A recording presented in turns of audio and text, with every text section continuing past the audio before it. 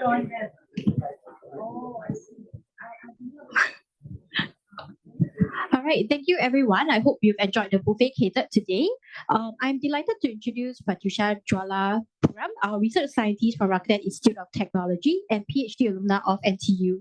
Specializing in the evaluation of machine-generated text, her research transcends linguistic boundaries and reflects her expertise in computational linguistics and computer science. She's shaping the future of AI by understanding the complex dynamics of language in our digital world. The topic she'll be sharing today would be on digging deeper into data sets, how to use and build them for LLM evaluation. So let's give her a warm welcome. Thank you. Hello, everyone. I'm Pratyusha, and I'll be talking about digging deeper into data sets, how to use and build them for LLM evaluation. So briefly, I'll talk about first why you should be careful about the conclusions you draw about model abilities. Then I'll talk about data sets having something called artifacts. I'll explain what those are, but you probably know from point 3, which says how to prevent artifacts, that they're probably not a good thing. Finally, if we still have some time, I'll talk about how to further strengthen evaluation. Let's now talk about why you should be careful about the conclusions you draw about model abilities. Okay, let's start talking about how to evaluate an LLM at all on your task, right? Say your task is something like sentiment analysis, which means given some sentence, you want to know if it has a positive or a negative sentiment, right? So how do you find the best model to do this task for you?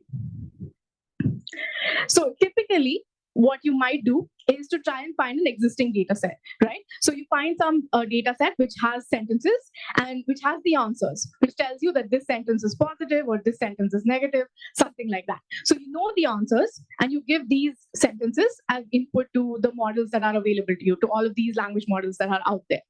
And then you check how well these models get these answers right. So you check the accuracy, and based on that, you pick the best model for that task. Yeah, sounds like a good approach, right? Now, the problem starts if you cannot find a data set that matches your task exactly, right? Say for whatever reason, for some reason, yeah, your task is you need to solve math problems in Korean. This is your task, yeah, and you cannot find a Korean math problem benchmark data set. So there's no data set out there that is testing for maths in Korean, but that's your task. So you think, well, maths is maths, right? There are lots of English math problem data sets. If the model can do maths in English, it can probably do maths in Korean. 2 plus 2 is 4 in either language. Let's think that through a little bit. Let me introduce you to my friend Scarlett. This is Scarlett. Scarlett enjoys solving math problems. Scarlett also speaks fluent Korean. Can Scarlett do math problems in Korean? Yes, Scarlett can do math problems in Korean because as a human, if you have the ability to speak Korean and you have the ability to do maths, you can probably combine those two and do math problems in Korean. Now, this is our friendly neighborhood LLM, Redbot, right? And Redbot has the ability to do math problems. Redbot can also chat with you in Korean. Now, can Redbot do math problems in Korean? We don't know. So the problem is with language models, we don't know if they can combine their abilities. No, it can speak Korean. We know it can do maths in English, but that doesn't mean it can do maths in Korean, even if 2 plus 2 is 4 in both languages. Yeah. So this is why we need to be careful about the conclusions we draw about model abilities based on the evaluations that we do.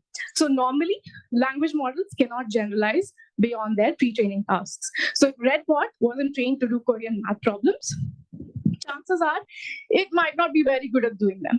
And you can definitely not conclude about its abilities to do Korean math problems if that's not what you tested it on.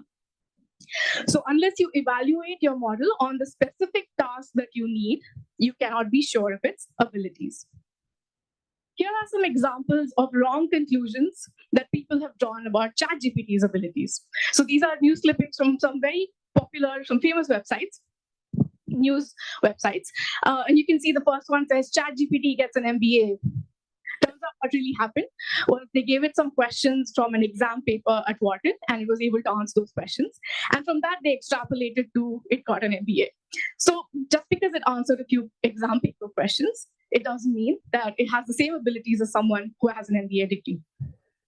So we also have ChatGPT may be smart enough to graduate law school. And one of my favorites, ChatGPT passes medical licensing exams without cramming, unlike students. Now, the thing is, if it's answering questions about medical related things, chances are it's been trained on that data, right? So it's probably seen medical textbooks while it was trained. That's why it's able to answer questions. So it's definitely done some cramming, just not the way students do it. In fact, you don't even need to test models on a completely different language. Let's test it on math word problems, but we'll just change the question a little bit. So here's an example of a very typical math word problem that you'll find in benchmark data sets. Okay, so it goes like, Jack had 8 pens and Mary had 5 pens. Jack gave 3 pens to Mary. How many pens does Jack have now? Yeah, very straight. Our red bot says, yes, I know the answer. 8 minus 3 equals 5. So Jack has 5 pens now. Great. I changed the question and I asked Redbot, how many pens does Mary have now?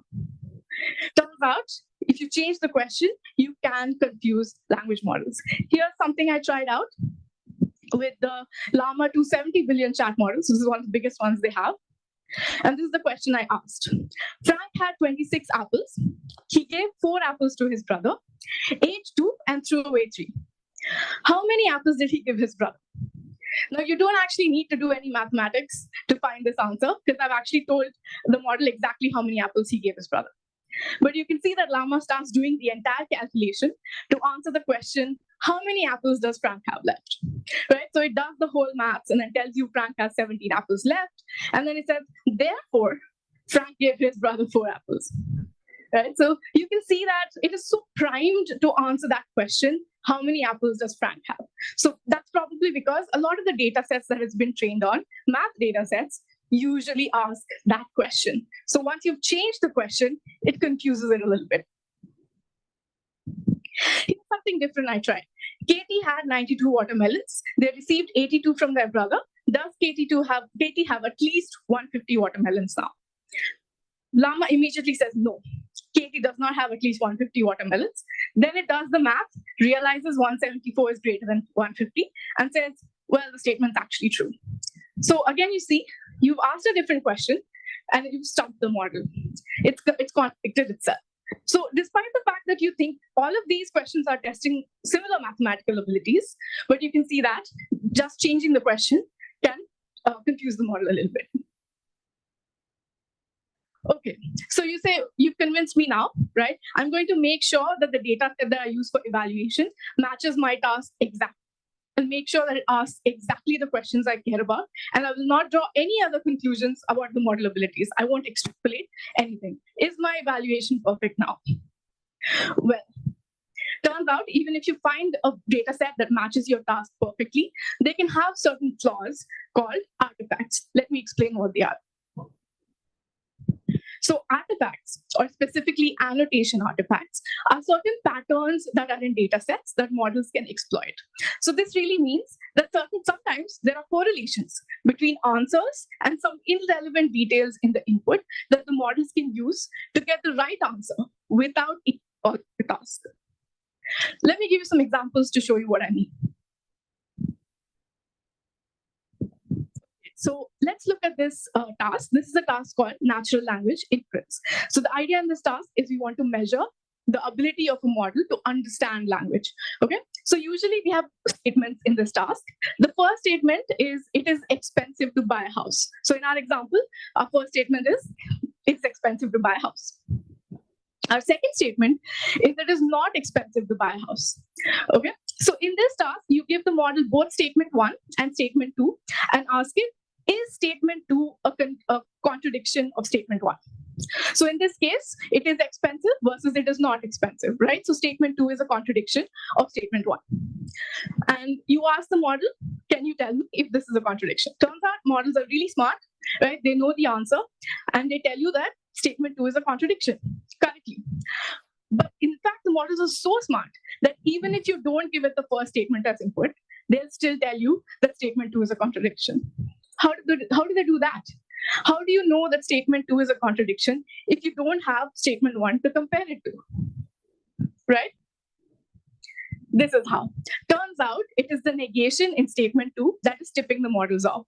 So in this particular data set, a majority of the contradictions were negations. So statement 2 was a negation of statement 1 in all the cases when statement 2 was a contradiction. So this is a pattern that models can exploit, right? So it doesn't actually have to solve the task. It doesn't have to understand statement 1 and the relationship with statement 2. It just has to pick up on that negation. So you can get a very high accuracy on these data sets without the model actually even solving the task. So you don't know if the model is actually capable of doing this task because that's not what you're measuring. So if you were to give the model an input like it is cheap to buy a house, which is this, it means the same thing. It's also a contradiction, but it doesn't have a negation. So the models may or may not be able to correctly identify in this case. So if you are expecting that in real world data, there'll be a lot of variation in different things, you don't know if the model can handle that. So let's look at another example. So this is another task called story close. So in this, we are actually trying to finish a story. So there's a context, which means there's a beginning of a story. And then the model is given 2 options for what could be endings of the story. And the model has to decide which one is more likely to be the ending. Okay, so our friend Scarlett, she went shoe shopping. And she found a great pair of shoes for $300. And she bought the shoes. Option A, Scarlett wore the shoes to work the very next day. So option B, Scarlett hates shoes. What do we think? Now, I think, given her enthusiasm in spending $300 on shoes, that Scarlett probably does not hate shoes. So option A is my pick for how the story ends, right? And turns out the models agree with me. They say option A is the right answer. Once again, they're so smart that they'll tell you that option A is the right answer without even knowing the beginning of the story. So if you don't even give the context, the beginning of the story is input, and only give it 2 options, models are still correctly able to tell you that option A is the right ending. How do you think they're able to do that? No obvious negation here this time. Yeah? Okay. So people found that you can actually get close to 72% accuracy on this data set by simply doing some choosing some options based on heuristics. So without the context, if you choose the option with a more positive sentiment, or even choose the option with a longer sentence length, you still end up getting 72% accuracy on this data set. So you can see that option B, Scarlett hates shoes, it's shorter than option A and also expresses a very strong negative sentiment. So these are all patterns you can see where So these are all patterns you can see where the model doesn't even have to solve the task in order to figure out what the right answer is. Further one. So this is from a data set, Stanford question answering data set. So in this data set, there's a question and then there is a document. And the model is supposed to read the document, figure out the answer to that question. So the question is, what component of water is more soluble than nitrogen? And the document is, oxygen is more soluble in water than nitrogen. So you can see there's a very high word overlap between the question and the document. So you don't actually need to understand what's in the document at all. You can do a fair amount of good word overlap and know the answer is oxygen.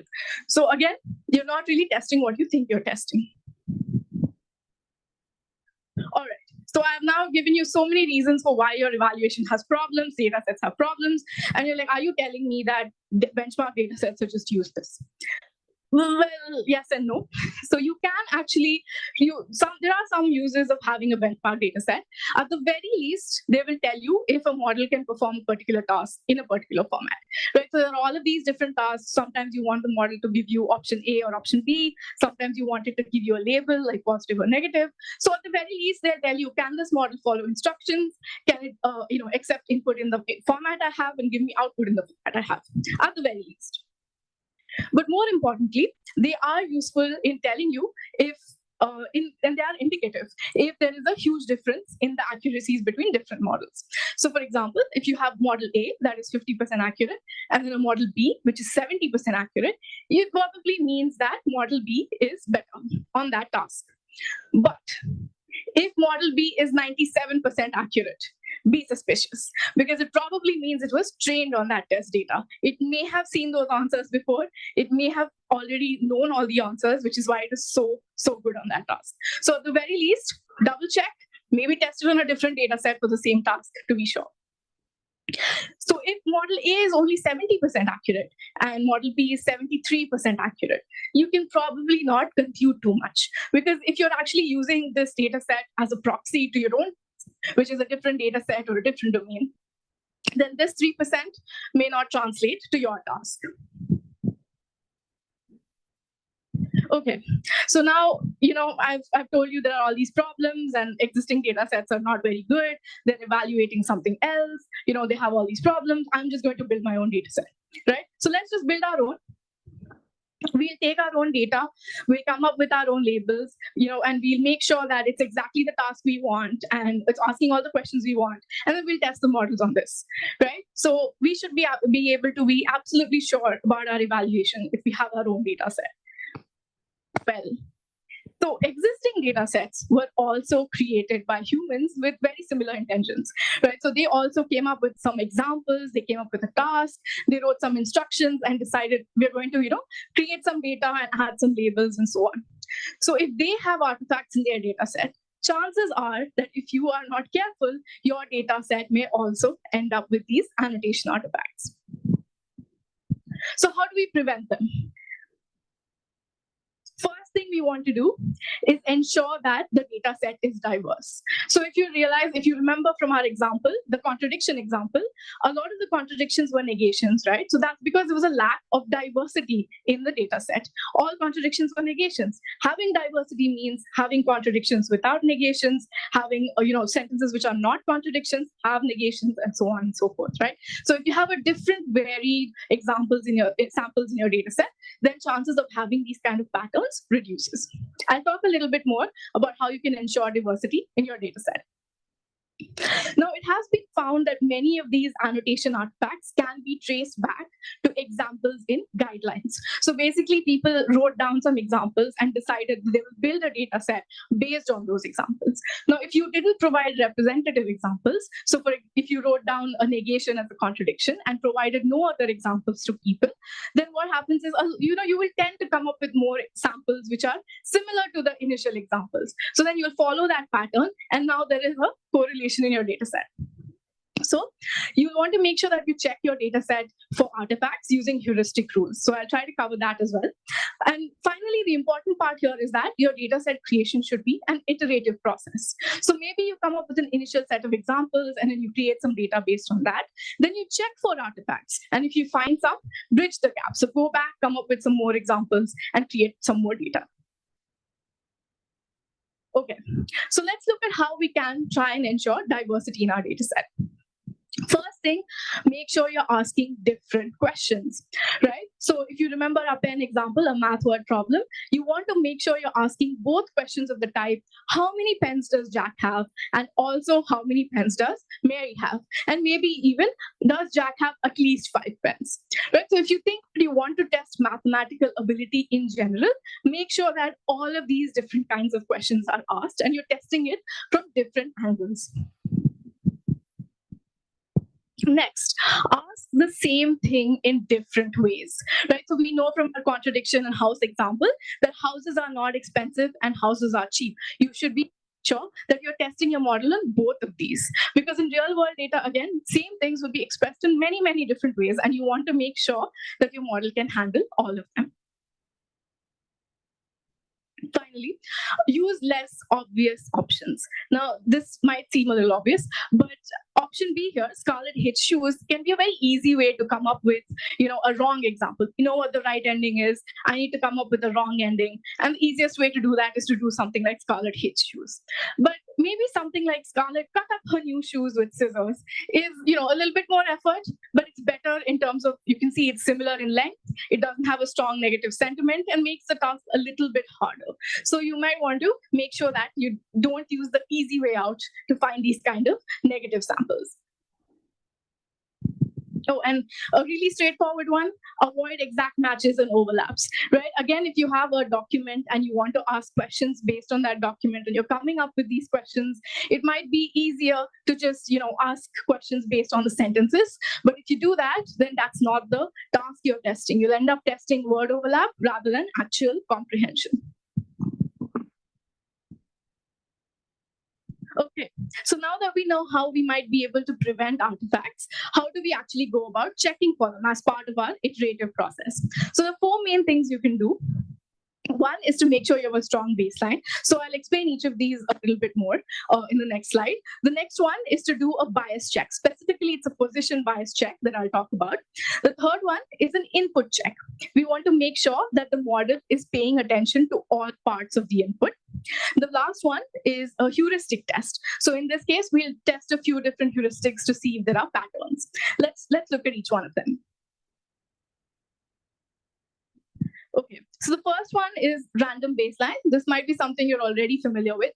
So for example, if you have a task like sentiment analysis and let's say just two labels, positive and negative, if you randomly choose an answer for every sample in your data set, you should end up with no more than 50% accuracy, right? And this should be your baseline. If you're testing a model, you want the model to do better than 50%. If it's not doing better than that, then it's definitely not actually solving your problem. But more importantly, you'll want to test something called a majority class baseline. What this means is, let's say you answer positive to everything in your data set. All samples, you give the answer positive.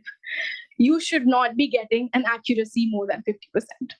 Right? So if your data set, if 80% of your data set is just positive samples, that means if you answer positive to everything, your model will already look like it has 80% accuracy without actually solving the task. That looks high, right?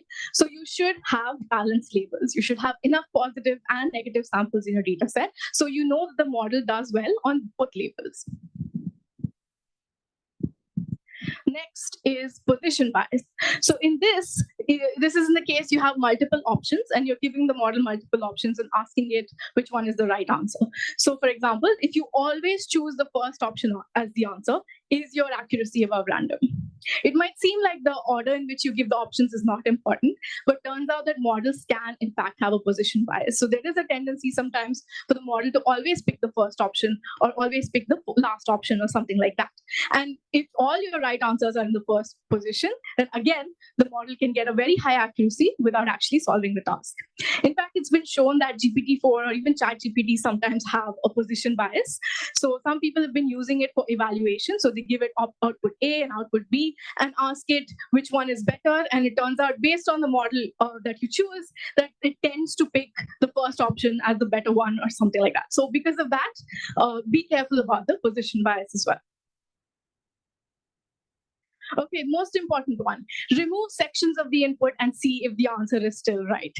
So we've seen both in our story example and in fact, even in our contradiction example, that sometimes models are able to get answers right without even knowing what the question is, right? So you want to make sure that the model is paying attention to the input and it's not finding patterns in the answers. So let's say you have a context, you have a question, remove the context, only ask the question, or remove the question, only give it options. See if it still gets the answer right. If it does, then either the model's already been trained on that data set, so it knows all the answers, or there are some other patterns there that are helping the model. Okay, finally, these are some heuristic tests that you can run to find possible spurious correlations. Right? This is not exhaustive. Based on your task and your data, you might be able to find more which you think can have some effect. So one thing to look out for, again, if you remember our story example, things like sentence length, sentiment, or negations. Right? So if you pick the longest option all the time, if you pick the shortest option, if you pick the most negative option, if you get above random accuracy in any of these cases, there is a pattern in your data set that you need to fix.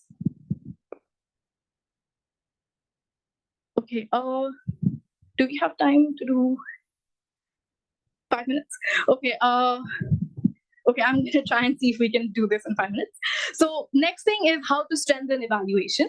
So this is to make your evaluation a little bit stronger than using, making sure that you don't have artifacts and so on. So main thing I'm proposing here is that you test for robustness, right? What this really means is you make sure that the model can handle real world data. What do I mean? You want to test real world noise. So instead of having very nice grammatical sentences with proper capitalization and so on, you might want to test, if you think that your task will use real world data, you might want to test sentences that look like this. Random Twitter handles, there's a URL in the input, there are spelling mistakes in the input, and so on. So these are called invariance tests. The idea is that you add or you change things that should not affect the output. So if you think that having a URL shouldn't change the input, or if you have a spelling mistake, you want the model to handle it, you introduce this noise into your data set to make sure that you're testing that. So you're mimicking noise that you expect to see in your task. So another thing is a directional test where you intentionally change some small detail in your input to see if the model is sensitive to that.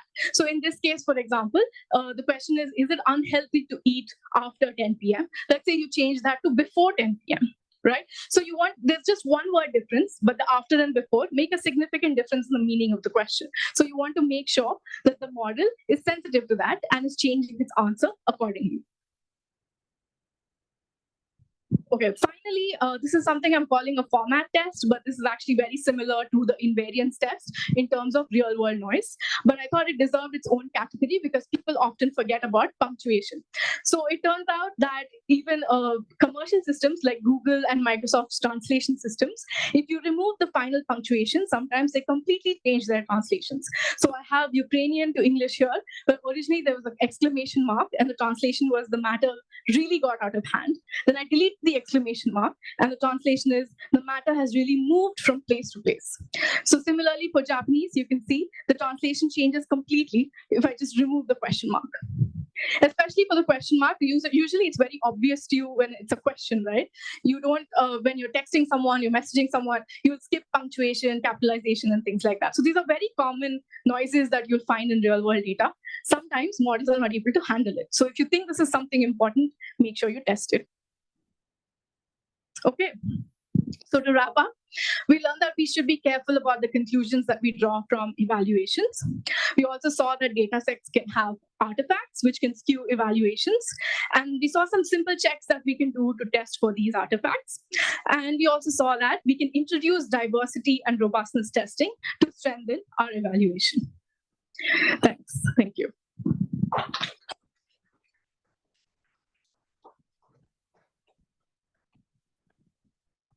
Thank you so much, Pratyusha, for the insights on how we can use and build data sets for our evaluation.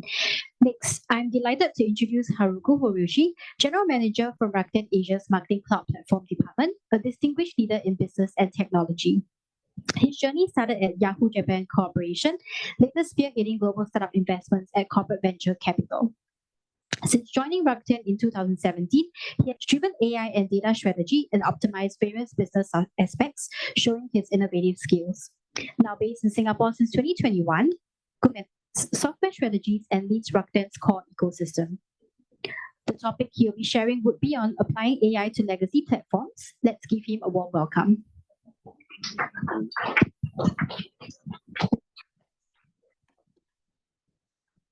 Good afternoon, everyone. I'm Haruko. So I will be presenting applying AI to legacy platforms. So first of all, let me quickly introduce the scope of this presentation. So I will be not talking about overall Rakuten's AI strategy, unfortunately, and also latest AI technologies or its practical way to implement into day-to-day work or brilliant future with AI. But I'm going with more like this way, like how my team is trying. So it's a more limited scope. And also, I will mainly mention challenges before AI in the world of the current learning systems. And I cannot say something very promising, but we will introduce how we are struggling and thinking about that tomorrow's baby steps. And let me quickly introduce about myself. So I joined Rakuten 6 years ago in 2017. Then after that, I was playing the active role during the areas of the AI, starting from the strategy manager to set the AI and data strategy for overall Rakuten Group, and also consulted each Rakuten business how they can adapt to AIs, and also managed some programs to accelerate the AI all across the Rakuten Group. And also, I was acting AI product incubation manager by incubating some of the machine learning related products such as credit scoring, customer predictive insights, reinforcement learning models, and so on. And also, I was overseeing those product portfolio as the organizational manager for those areas like customer data match, geospatial science, marketing personalization, and prospective targetings. And now I changed our role since 2021 after my relocation from Tokyo to Singapore here. Then I am a bit far away from AI these days by having the role to manage business in Singapore. And also thinking about the commercialization strategy of the in-house technology platforms, how to enterprise-nize and sell it external to Rakuten. Then today's main topic is this third responsibility, which is platform side general manager to manage software, which is largely used by overall Rakuten. The main domain is about communication, customer data, incentives, and marketing. So I can say I used to be the expert of AI, but I'm a bit rusty, so that I cannot talk a bit about the latest generative AI and so on. So that those might not be a little bit outdated, but I hope it will be interesting how I see the connection between utilization of AI and software. And again, what I am going to present is about applying AI to those legacy platforms. Then I will touch upon what legacy means here. I define that legacy means the platforms that support core business use cases today in a positive manner. I can quickly share how my organization is helping Rakuten. So our services are used by the more than 70 plus Rakuten's businesses, and also many mobile apps, and Rakuten's internal marketers. And even our merchants partner in the Rakuten ecosystem are using our platforms to run their own day-to-day business. When it comes to supporting these massive use cases, so system-wise, we have many of the challenges. For example, so our QPS is really huge, which should be more than your imagination. Sorry, I cannot disclose this, but it will be really big. And also, we send the multi-billions monthly communications, meaning the communication we handle is really impactful, so that we need to be really careful of operations. And our service has the indirect contribution to our actual sales through our platforms, which is more than 10 billion Singapore dollar annual contribution. With those scales, our systems should be good enough. So that our target availability SLO is 395%. And even this is not good enough, so that we are always targeting 100% availability. And of course, in case any system trouble happens, we need to be always ready to troubleshoot so that 24/7 support structure is there. And also, we are thinking about the resiliency and IT BCP, business contingency, so that we are deploying our systems in multi-regions. So this is how we operate our legacy platforms today.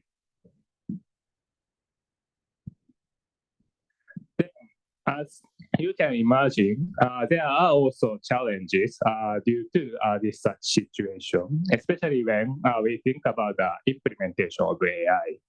Let me share some of the challenges we are facing now. First of all, system-wise, because this is widely used, actually architecture design is a little bit old. Some of the systems are running more than 10 years, so that you can easily imagine how difficult it is to maintain the code and make the changes. And when it comes to our organization's mission and focus, because what we are supporting today is too mission critical, so that our priority naturally goes to the security, safety, quality, and stability. Then, from those perspectives, our people cannot avoid becoming a little bit defensive or conservative, not to take more challenges, but more like focusing on the improvement of those current challenges.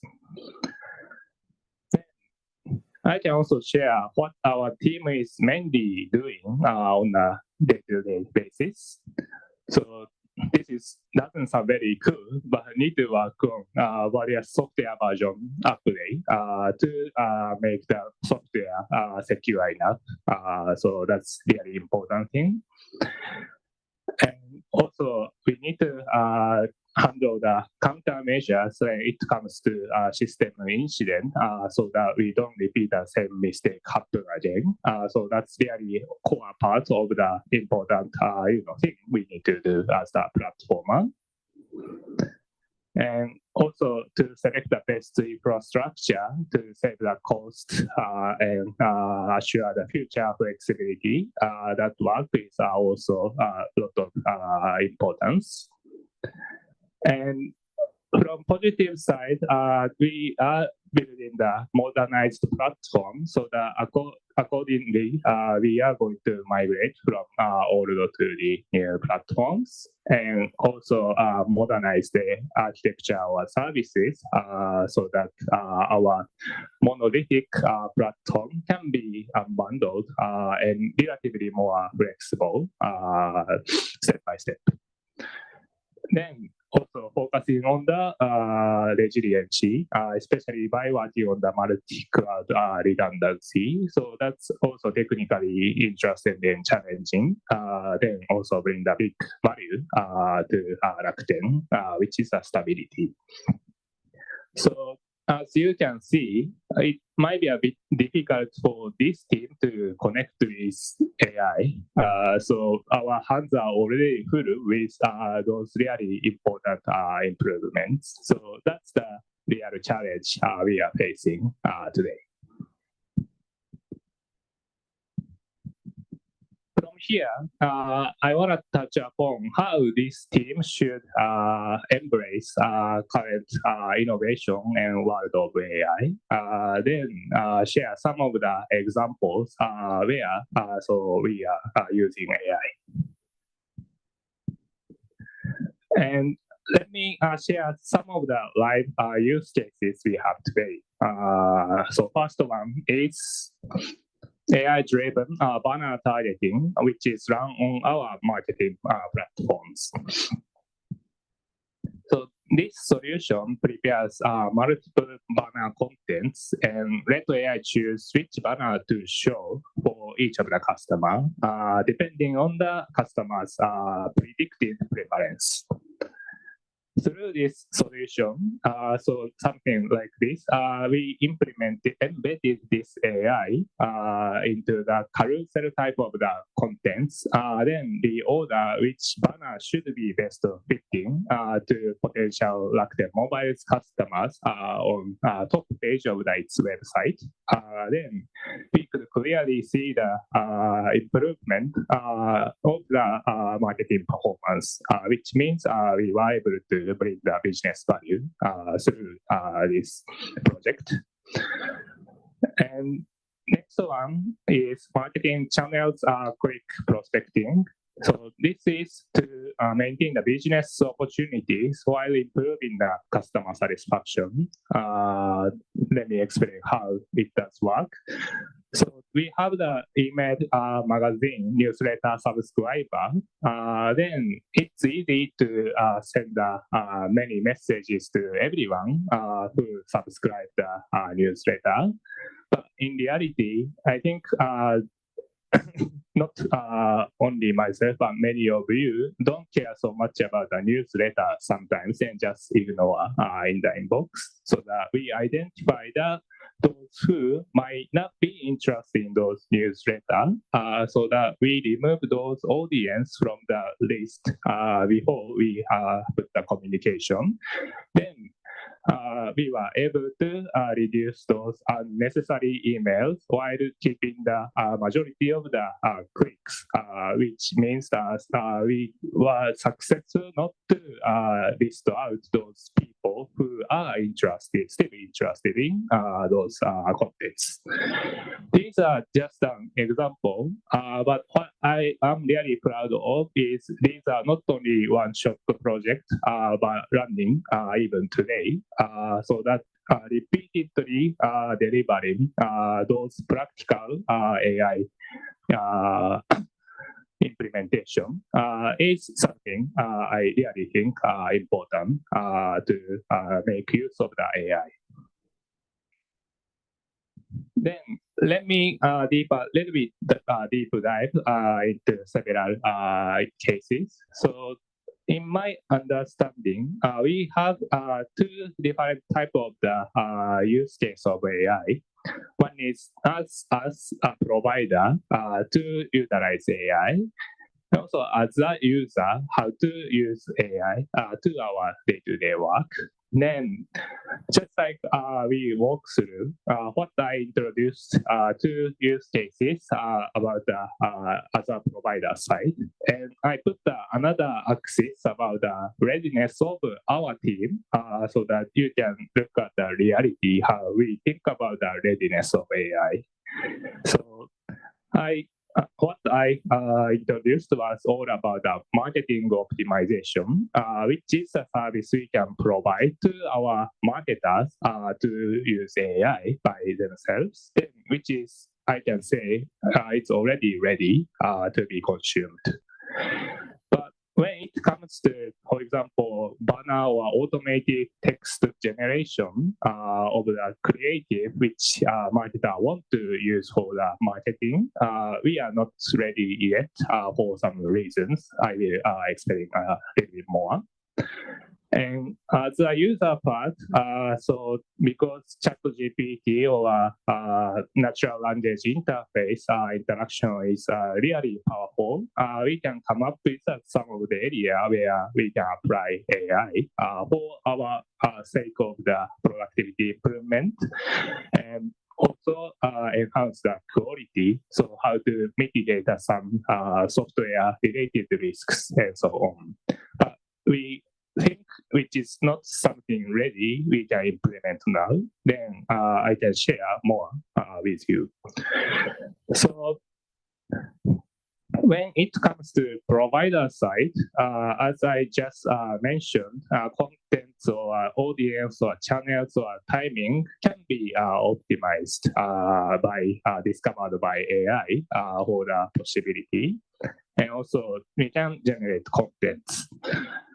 And of course, the benefits could be several ways. But for example, we can provide a better user experience, or we can create a business lift for the company. Then challenges today is we still require a lot of manual work for marketers, especially when, for example, they create many of the pre conditions. Then it requires a lot of manual work, how to navigate those marketing campaigns.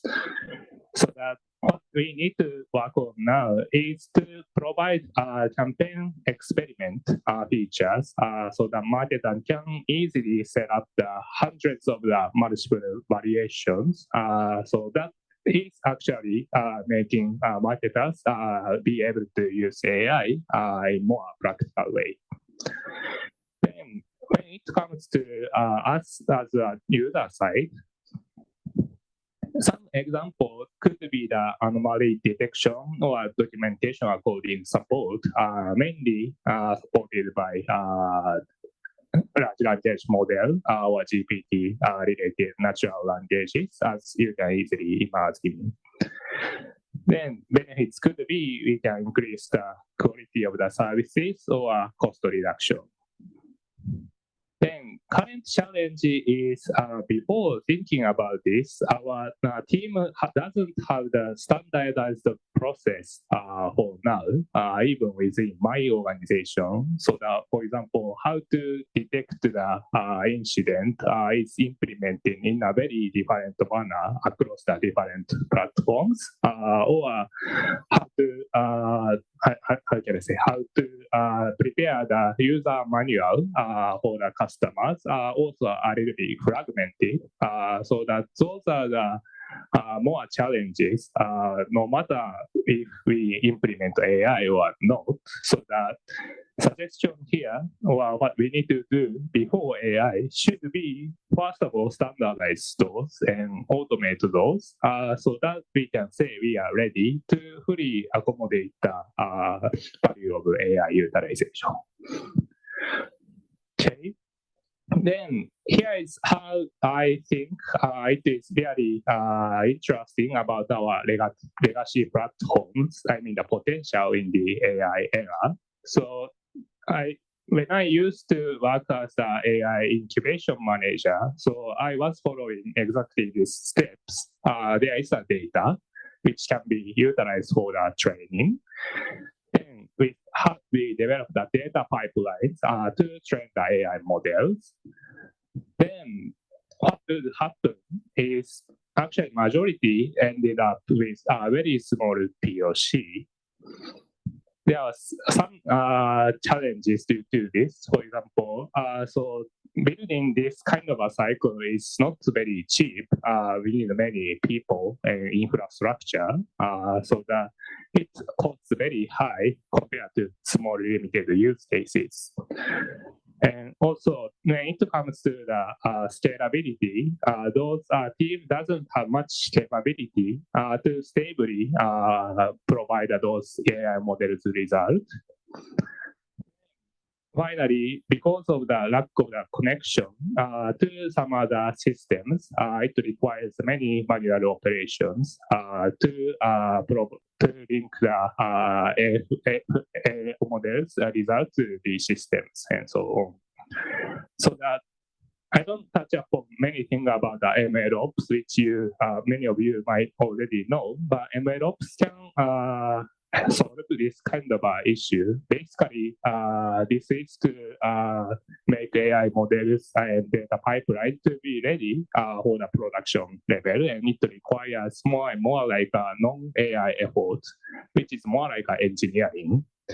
Once this structure is ready, now it's our turn to think about the legacy platforms. As I shared, these legacy platforms are supporting massive use cases. That means if this connection is happening, then it means AI models is really contributing stably to business value.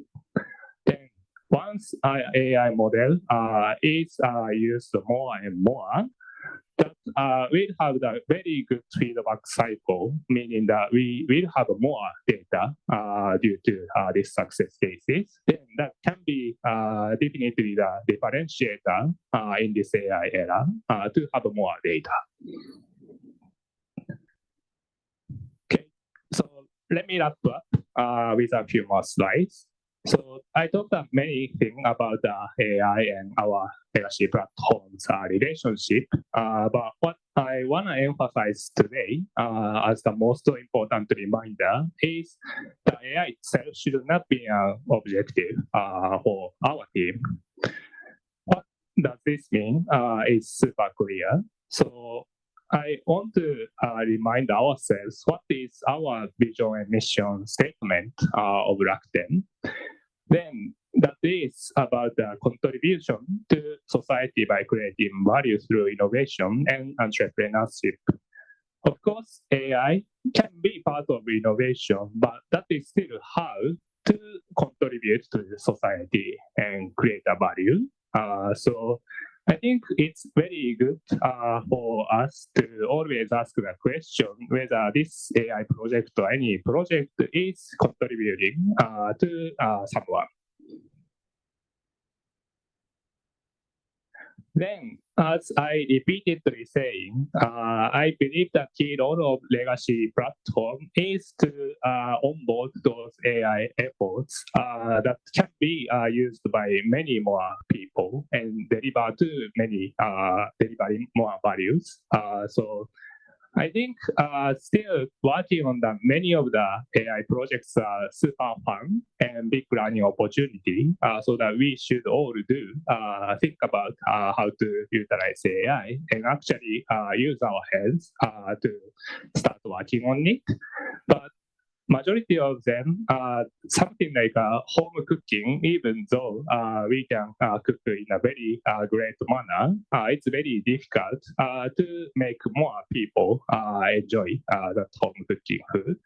So legacy platforms is definitely the platform where we can add those values on top of it, so that final comment from me is especially for those who are not directly working for AI, it's really good that we can be very proud of non-AI work we are doing today.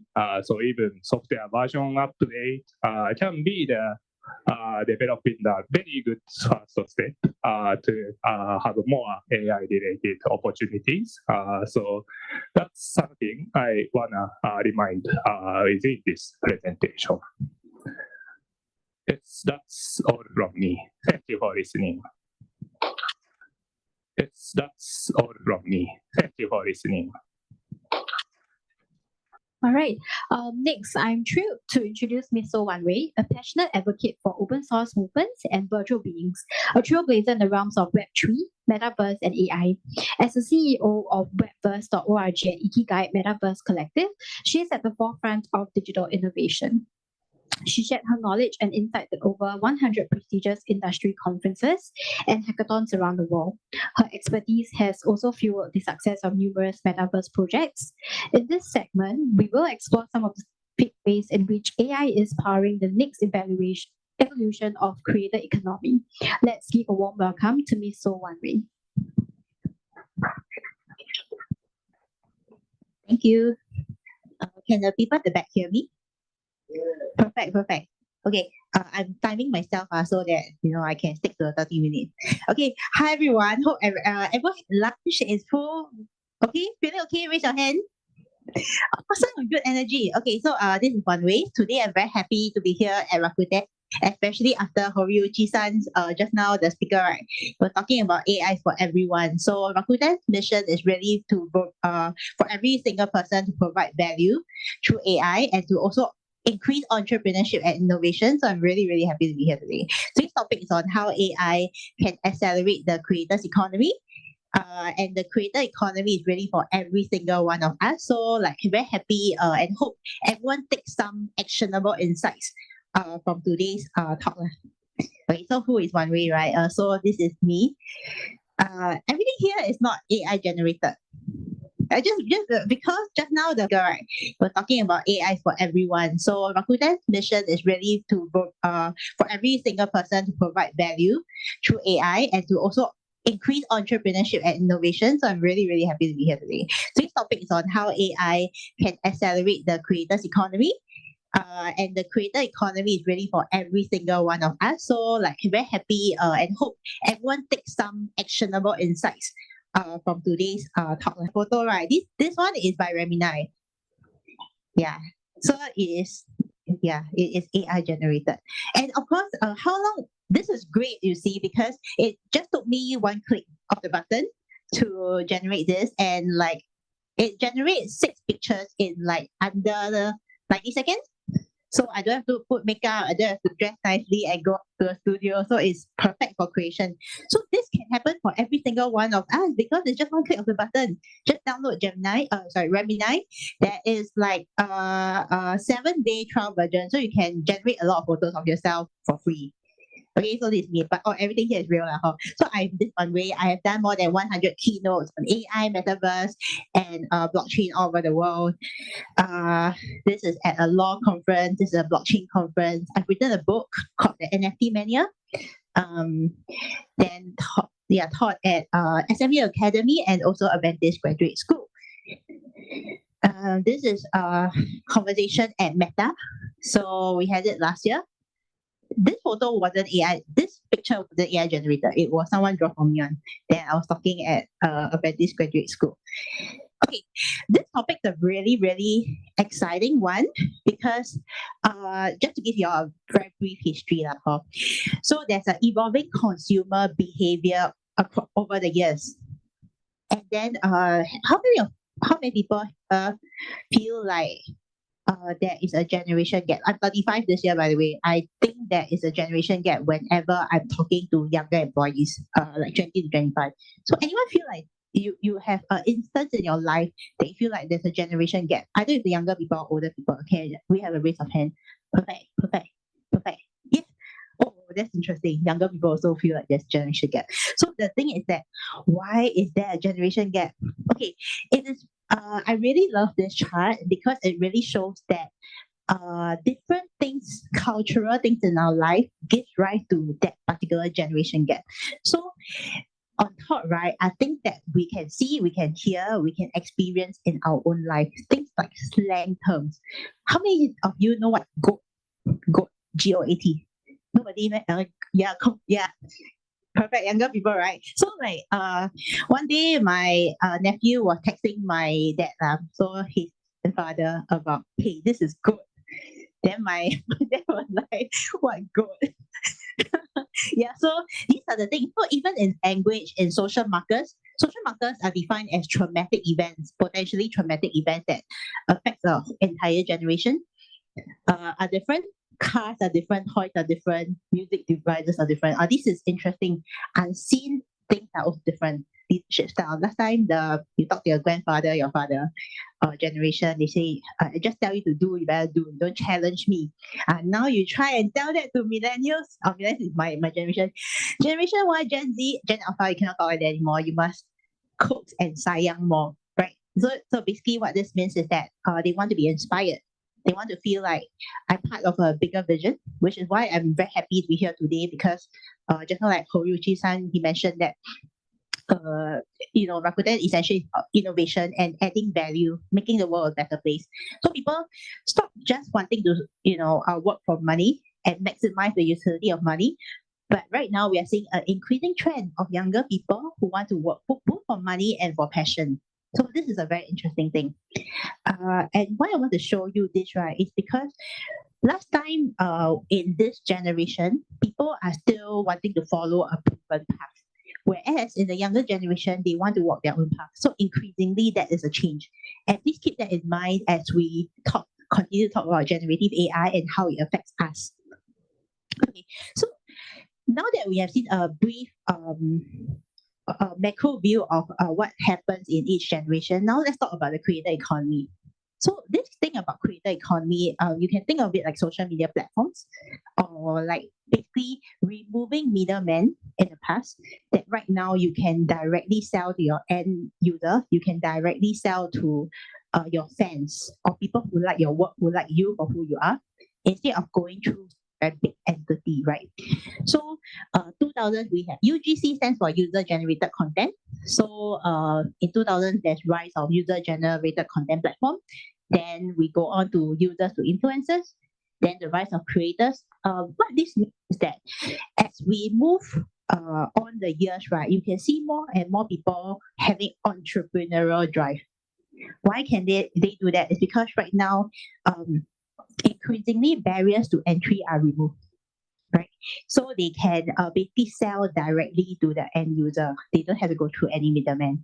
And as we approach 2020s and beyond, right, we are seeing like a rise in token economy. Token economy means that if let's say you think of some other Taylor Swift, okay, or some very big star, they might as well start their own nation. If you tell me something like Taylor Swift tomorrow, she will have her own currency. Is that viable or not? Will people support or not? Definitely will, right? Because Taylor Swift recently her Eras tour, she really sold out. She single-handedly bought up the economy of like the area, and it was very well documented. So it brings back to the point that as a celebrity or as an influencer, why is it not possible for them to start a country, a state, and have their own currency? The answer is that it is possible, right? So as we move towards the next 10 years, I think we will be seeing examples of that already. So here is the chart on the type of social entrepreneurs. This is a very interesting one because it has a hierarchy. So ordinary users, how many people don't have a smartphone? Everyone has smartphone, right? Don't have smartphone? Raise your hand. Nobody, right? Yeah. So everyone has a smartphone here.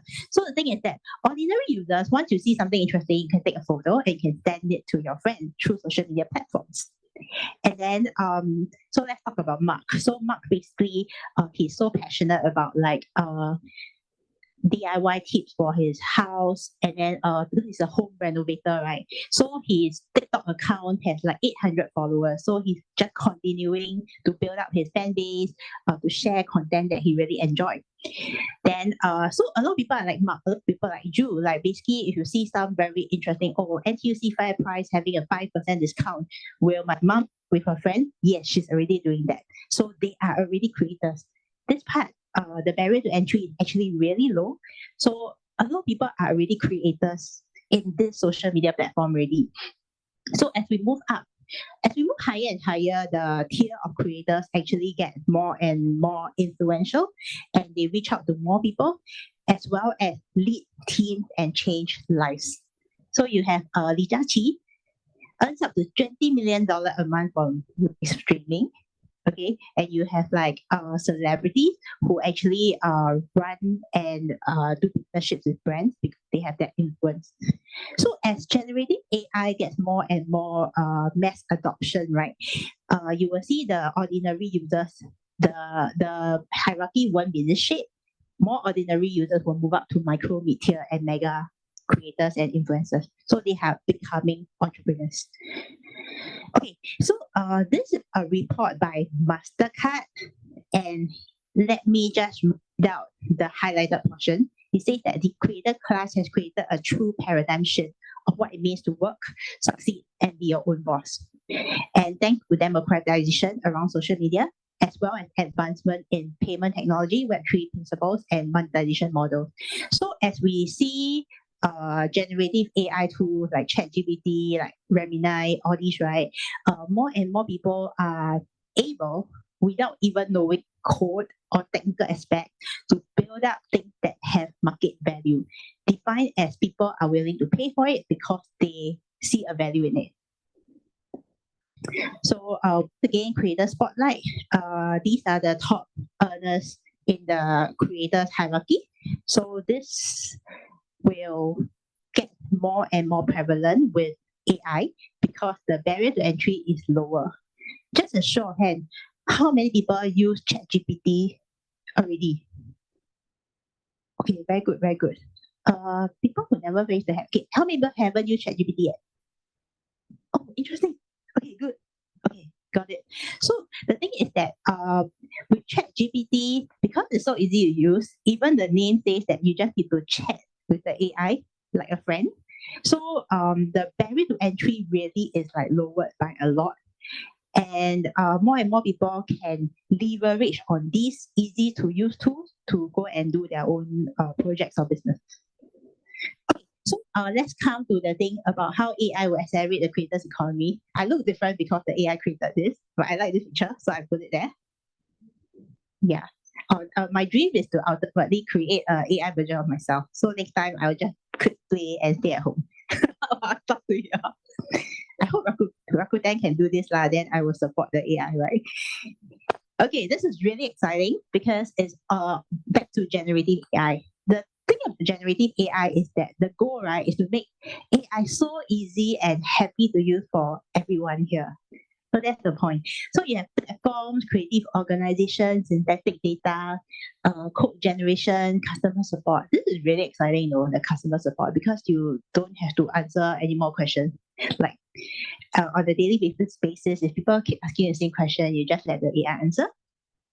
General writing, content editing, marketing and sales copy. They scrape the data from the internet. Whatever that's openly available, they scrape it. Then they basically auto-generated it. Then we have text and data summarization. More of it is like image editing, add collateral, design to image.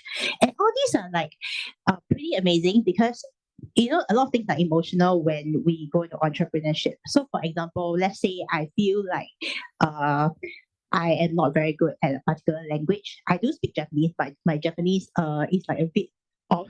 So I can basically use like editing tools to help me communicate either through emails or maybe through like voice, so that I can imitate after that voice when I do my speeches, right? So all these AI tools actually help me become more confident because last time I feel like I have to maybe ask the help of another human being. But right now, because of all these toolings, right, it's easier for me to get things edited really fast and also to find out the right way of doing things. Yeah. So more and more creators will have access to these tools, even though we do not know tech or we identify as a non-coder. Okay, this is really, really interesting because it talks about, if you're in the tech space last year, you would have heard about a lot of big tech companies that actually retrench a lot of people. So last year, this year, and even next year, this is quite normal because during COVID years, tech companies, big tech companies especially, they hired too many people, right? So you see mass retrenchment. What a lot of people never see is that what will happen to these retrenched people? Number one, they will go to look for other jobs, right? So whenever they look for other jobs, the tricky part is that other people are still retrenching people. So the job is not really a lot in the space. So what they do is that they decide to go into entrepreneurship and start their own companies. And then this is interesting because right now, because they have the skill, they have the know-how, they decided to start their own company and started to compete in the space with their ex-employers. So what we will be seeing, while this trend is ongoing, right, like mass tech retrenchment in 2023-2024, you will also be concurrently seeing a lot of talented people coming out with very interesting tech companies. And the best part is that they are smaller startups, so they are more agile as compared to the bigger companies. And then this is really a very exciting time where we'll be seeing a lot of innovation starting. Okay, so Matt Higgins, he's a guest shark on Shark Tank. He says that, there will also be a mass adoption of generative AI with ChatGPT. ChatGPT for mass adoption case is less than 1 year. At best is 1 year. And within this 1 year, this morning, if you all read the newspaper already, the founder of ChatGPT, OpenAI, he just got fired. Not really sure if you all read the paper, but go and read it later. So the thing is that a lot of changes are happening in this space, and generative AI will help a lot of people actually move towards location freedom and financial freedom. And this guy, he's saying that, oh, okay, right now it is the best and greatest opportunity for everyone to capitalize on it before things are more settled in the industry. We also see like mass adoption of Gen AI with ChatGPT, that more and more businesses are using and encouraging their employees to use generative AI in business. So you see like there's fast uptake, earmark funding in business for generative AI. And also the cycle for startups, younger startup to become unicorn. Unicorn means the startup has $1 billion in valuation. Typical startup is 7 to 9 years. And for AI startup, it's just 3 to 4 years. So you think about it from today, this year, 3 to 4 years is like by 2025, 2026, you'll see a lot of AI startups exiting. So the next question will be, okay, rather not question, the statement will be, isn't it an exciting time to be alive, right? Because you'll be seeing a lot of changes in the space currently in a very short cycle. The technological cycles are getting shorter and shorter. Okay, then, so far I've been talking about theories, right? So you might be thinking at this point, what has it got to do with me, right? Yeah, so let me talk about the implications. Okay, the implications here is that currently in the creator economy, a lot of creators like influencers or people relying on social media, they still depend a lot on brand deals for revenue, meaning they do not make money directly because I post this particular post of maybe this picture of today and then it got a lot of likes. I do not make money from it, right? What I do make money from, however, is the partnership with the brand. So, for example, some very tech brand want to do a partnership with me, then I can, as a creator with, say, influence, I can actually get most of the income or revenue through the brand deals. This is the current situation. Gen AI will change it. Because generative AI currently, number one, we're seeing a lot of platforms, AI-based platforms that wants to give the creators more monetization directly to whatever attention they generate. So this chart will change as well. Next question is, can we all be part of it? Answer is yes, because as more and more AI startups come up, that's why I'm excited for the Catalyst AI sharing later, right? Because I think you'll see a lot of very good ideas. And then this chart will definitely change to a more direct kind of relationship. Okay, this one I'll just go through really quickly. Zepeto is a metaverse Web3 platform. They have 300 million users. So if you ask me, can this place be let's be a bit open-minded. Okay, this is a question that you might want to think of. Can Zepeto be a country by itself? First question. Second question, can Zepeto be a universe by itself with a lot of countries? 300 million users is how many times of Singapore's population? So if they one day want to introduce a Zepeto currency, would that be viable and would that be widely used? Answer is yes, because there are already a lot of activities on Zepeto. So there's also a rise of digital assets. So you can see, like, if this is an avatar of yourself on the metaverse, then basically, would you want to dress yourself up in that version of yourself in the metaverse? So this is one very interesting example. There's this 28-year-old Canadian creator on Zepeto. So she's making like 6-figure salary creating digital clothes for avatars. Yeah. So basically, my startup is actually webverse.org. So we are pioneering the next era of the creators economy. And we also have a free masterclass. So you can just sign up by scanning this QR code.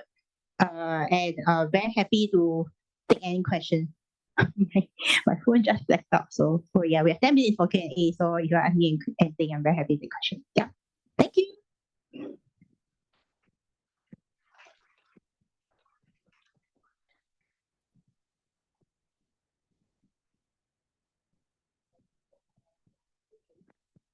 We have a bit of time. Does anyone have any questions for Wan Wei?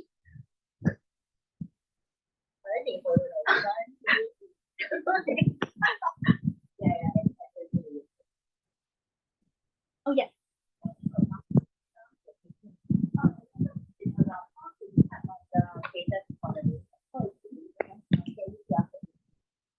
three Webverse, which is thank you so much.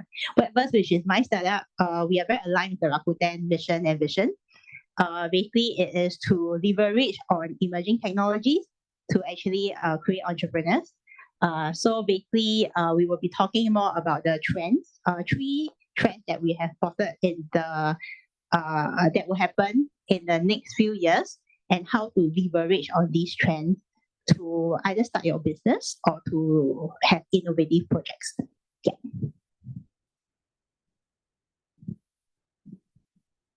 Any other questions? Yeah. E-commerce. That's a very good question. Okay, let me go back to the. Everyone take photo of this already. Okay. Okay, let's say let me talk about the e-commerce space. You know, e-commerce space, whenever we do lead generation, right? Or when you want to, let's say you want to sell a phone. Okay. Statistics show that if you have a photo, you have a person on the photo, right? You okay, because first step of lead generation is you need a photo and then person click on it, right? On Facebook. So we see ads like that. So if I just put a photo of the phone versus of me and the phone, or a Gemini generated me. Where's the Gemini? Give me. Okay, like this lady, right? Okay, I use Gemini for this also lah. So if I Photoshop a phone here, right? A 3 version, I can do A/B testing. So the thing is that remember for the first part, I was mentioning that if I were to look like the person at the start of the screen, right? This look, right, is probably going to take me as a human being 6 hours to go and do this look and take this photo. Okay. But with Gemini, I just click to get like maybe 30 photos. It just takes me 5 minutes. So isn't it possible? Think about the kind of shorter cycle in the sense that to do a digital asset for lead generation, 1 photo versus 30 photos. This one I can get it done, maybe even the collateral with generative AI in under 30 minutes. This one, I have to like maybe do the end-to-end process. If I have to do the copywriting myself, it will probably take another 2 hours. So maybe one day to do maybe 5 ads. So maybe your A/B testing for the e-commerce site will be shorter cycle, and you can get better and faster results with that. Hope that answers your question.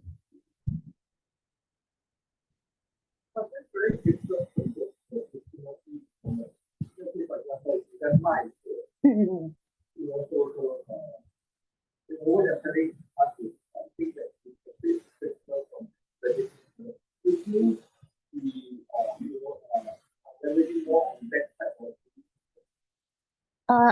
Okay, elaborate on it.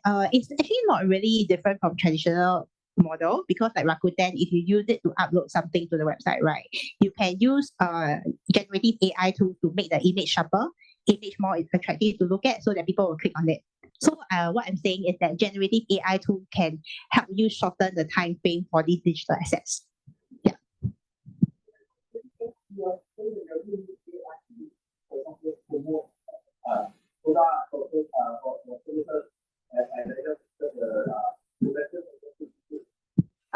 You are not using AI to do that. You are using AI to improve your digital or your visuals to make it nicer. Yeah. So it's the same process, but you use AI to make it short, make the editing time frame shorter.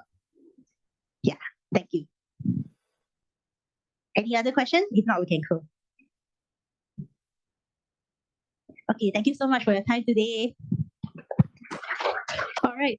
Thank you so much, Manwei, again for the insights on how AI is powering the next evolution of creators' economy.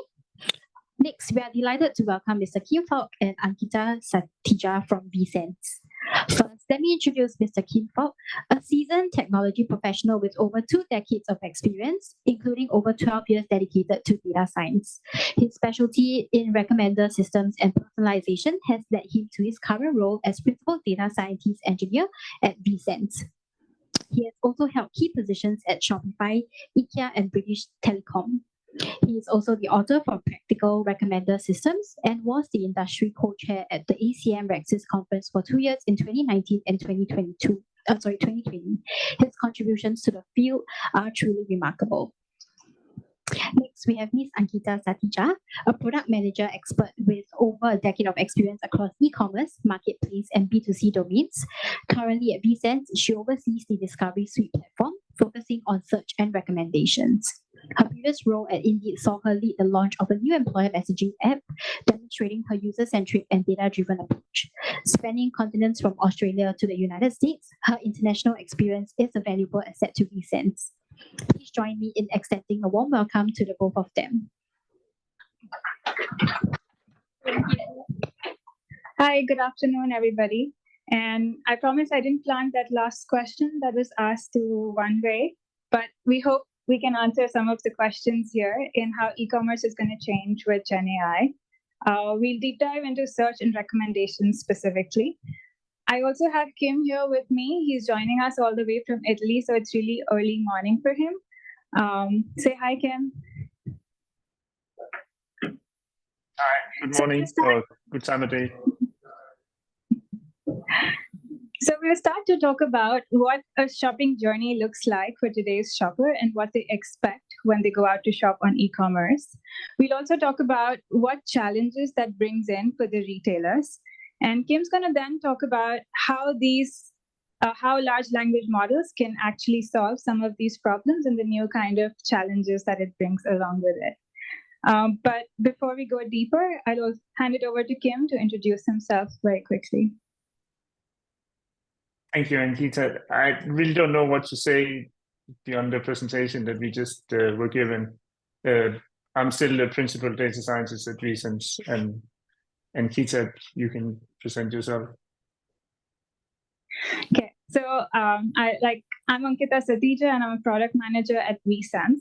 I've been working in different marketplaces and B2C apps, especially in the e-commerce domain like Sephora, and I've launched apps in multiple countries as well. At vSense, I bring powerful search and recommendation experiences to users, so our retailers can plug and play those solutions and provide them to their shoppers. So at vSense, let me just share a little bit more about what we do. We work with brands all over the world, very well-known brands.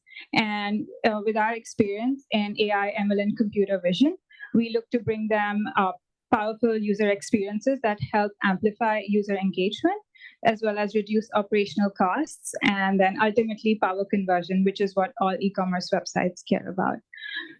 We're constantly at the forefront designing very beautiful experiences for our shoppers that can be plugged and played, like I said, very easily into the websites of other retailers. But let's dive into what a shopper journey really looks like these days. So what are the shoppers expecting, and are the retailers prepared for that? According to a recent study by Google on search abandonment, we found that only 1 in 10 people are able to find exactly what they're looking for on a website. Well, that leaves a lot on the table in terms of the dollar amount. If you were to calculate that for retailers, it comes out to be $2 trillion globally every year. That's a lot of money. So when you're shopping, search is probably not easy. You're leaving the website because maybe you don't have the right tools or the right way to express yourself in something that's natural to you and be able to find the product that you want. Either way, it's really still very hard to be able to search on an e-commerce website.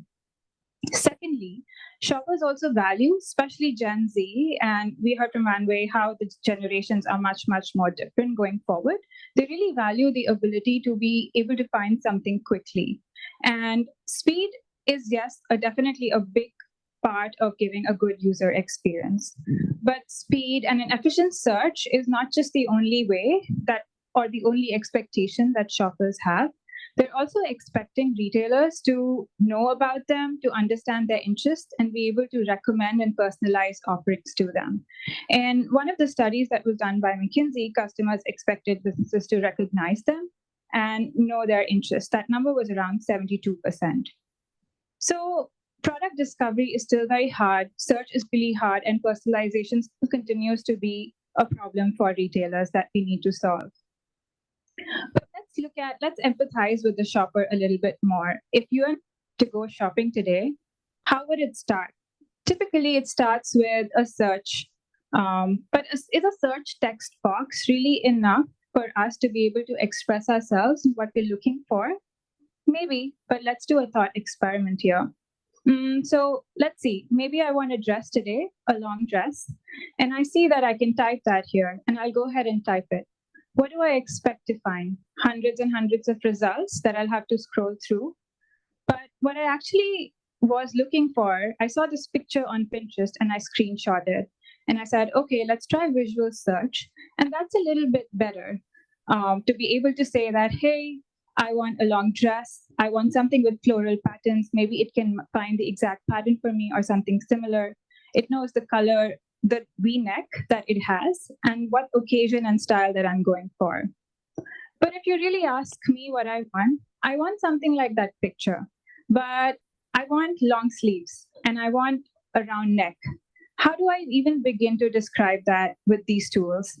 I mean, these are real life scenarios that all of you would have lived with and tried to be finding what you want, but getting frustrated. But the tools right now are really, really limited. So I wonder if there's a better way to capture user intent going forward. But really, what I also want to talk about where the shoppers are going. We heard in the previous presentation, there's a lot of social content coming in, a lot of creators are coming up. We're also seeing a lot of purchases happening on social media. About 60% of shoppers have actually used social media to be able to buy something. And that's a major trend that's happening right now. People are discovering a lot of inspirations, trends on TikTok and Instagram, and that's triggering a lot of purchases on different channels, e-commerce websites, and otherwise. But inspiration is not just limited to social media anymore, it's going even beyond. So for example, in this image that you see over here, there is a card that somebody clicked a picture of. They didn't know maybe, or they wanted to see whether ChatGPT is going to be able to tell them what card it is. And it was actually able to tell them that, hey, this is a micro USB connector. And imagine if they had this card lying around and they wanted to replace it because it stopped working. This would have been a very powerful tool. But can we do something else with it as well? So in a nutshell, what I'm trying to say is that product discovery is still hard. It's really hard for us to still understand the user intent. And the tools we have today are really limited. So maybe Kim has a few solutions for us on how large language models may be able to solve this in the near and far future. Thank you, Ankita. So yes, very interesting challenges we have nowadays, and I'm going to talk a little bit about how I think that the future might look. But really, when you talk about the future, then these days everybody talks about large language models. And next, e-commerce in the future. I would like to split it into two parts: the near future and a more distant future. In either way, both of them include Gen AI, because why couldn't it at this point? Then now I have to figure out, okay, so I think by now, listening to the other presentations, people have a general idea about what a large language model is. I think one of the things that I find very interesting is that you should always remember that a large language model is something that has measured probabilities of what's the next word in a sentence to be. So you take a large corpus of data, as we have talked about before, and then you train it, you create embeddings, and then you can use it to predict what should be the next word. And when you have a chatbot, then basically you have these conversations that has been used to train it on. So what's the question? And then it predicts what is the more probable answer for this one. It means that actually, because of the training data, a lot of knowledge has been incorporated into these models. But it also means that if there is, for example, in the bottom example here, taken from an article from 2019 about whether they can be used as a knowledge base, it means that if there is another Dante that is described in the text and he was born, I don't know, in Singapore, for example, then there is a probability that the model would also say that Dante was born in Singapore instead of close to where I am, which is Florence. But really, most people nowadays, when we talk about large language models, it's only us techies that use that word. Mostly people are talking about chatbots. But chatbots is something that has been around for quite a while now in a much simpler version. So a simple chatbot, for example, was more rule-based or glorified search prompt, where you had some predefined rules that would help you in e-commerce situations. It would mostly be if you couldn't figure out how to cancel an order or return an order or something similar. Then ChatGPT came around and Gen AI-based chatbots have become very, everybody's using them now. Again, the problem with these ones, in a sense that they're great for having conversations about what's the weather and what should you do when you go to Iceland for a week. And it's also pretty good at coming up with good answers of things, back to the evaluation that we heard about before. But still, it kind of have a problem when you wanted to represent your brand on an e-commerce website. So they came up with a hybrid chatbot, which is using the Gen AI, but also there are some rules here. The architecture or the framework that you use is usually called, or not usually, it is called a retrieval augmented generation, or RAG. Generation part of it is the large language model. It means that it can generate answers to your questions, and it can interview the user or the customer and get some knowledge about what it is, the intention of the user in this shopping experience, and then it can query a data source afterwards. This elevates the problem of talking about products to the data source instead of having the LLM doing it, which is kind of it solves the problem to a certain extent. Let's see, can I change? Okay. So if you look at there are pros and cons with this. Right now, for a retailer, the pro of having a chatbot on their e-commerce website is that it's a marketing tool, in the sense that if you just announce that you have a chatbot on your website, then people will come to your website simply to try it out. So it's a great marketing gimmick. One thing that is seldom mentioned these days is that it collects, having a chatbot communicate with the end users will generate, or not generate, it can collect a lot of data on the users and the intent that they have with arriving to your website, so you understand them better. The cons is that there are still uncertainty in answers, because you can't, how to say, restrict them well enough without also losing the generative part of it. Secondly, they're very costly, in the sense that having a chatbot that is connected to OpenAI's API right now is very costly. Of course, the costs are going down as things become more available. And then one of the things that is, the way that I see it, is that it's a bit of a problem, because right now you have, just like when you have a search bar, you have the user come and then they dictate something, and then something is thrown over the wall to the search or to the data source, recommender system, and so on. And then when the answer comes back, it's not related into the conversation. It's just something that is popped into it.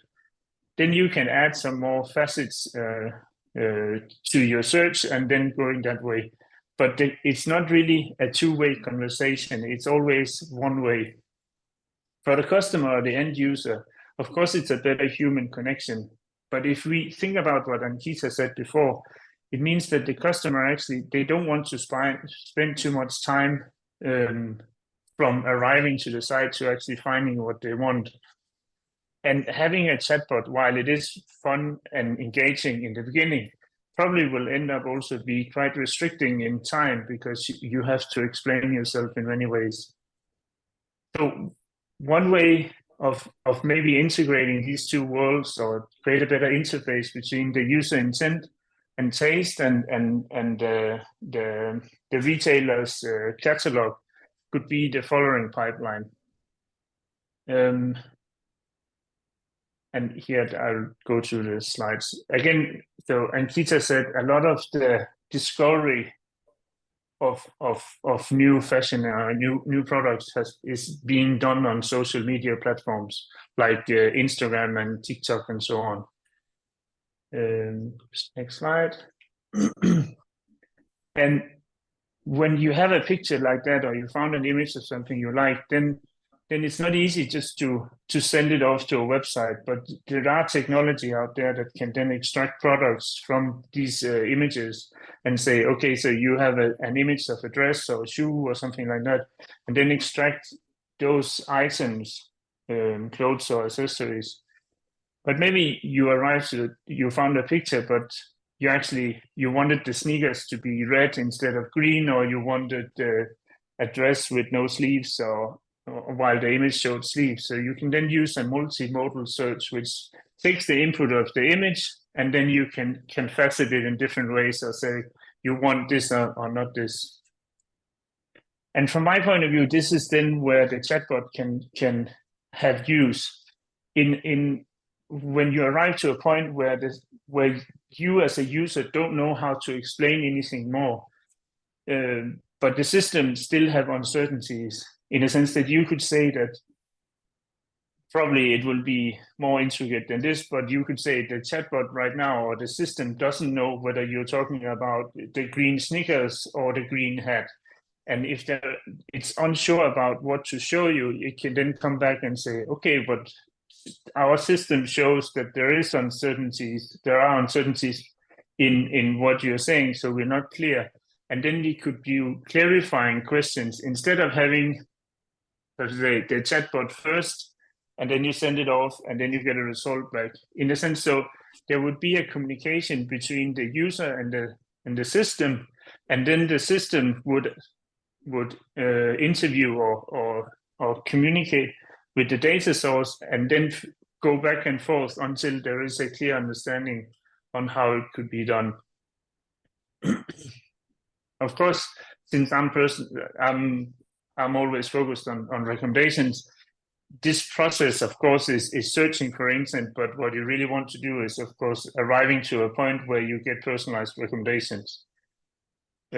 Maybe that's not what people want, but that was what I was focusing on. And one of the good things about having your chatbot inside this pipeline is, one thing is that it can help out clarify uncertainties, but also it can create embeddings based on the different types of media or content that you have inputted. And then you can get a better result out of it.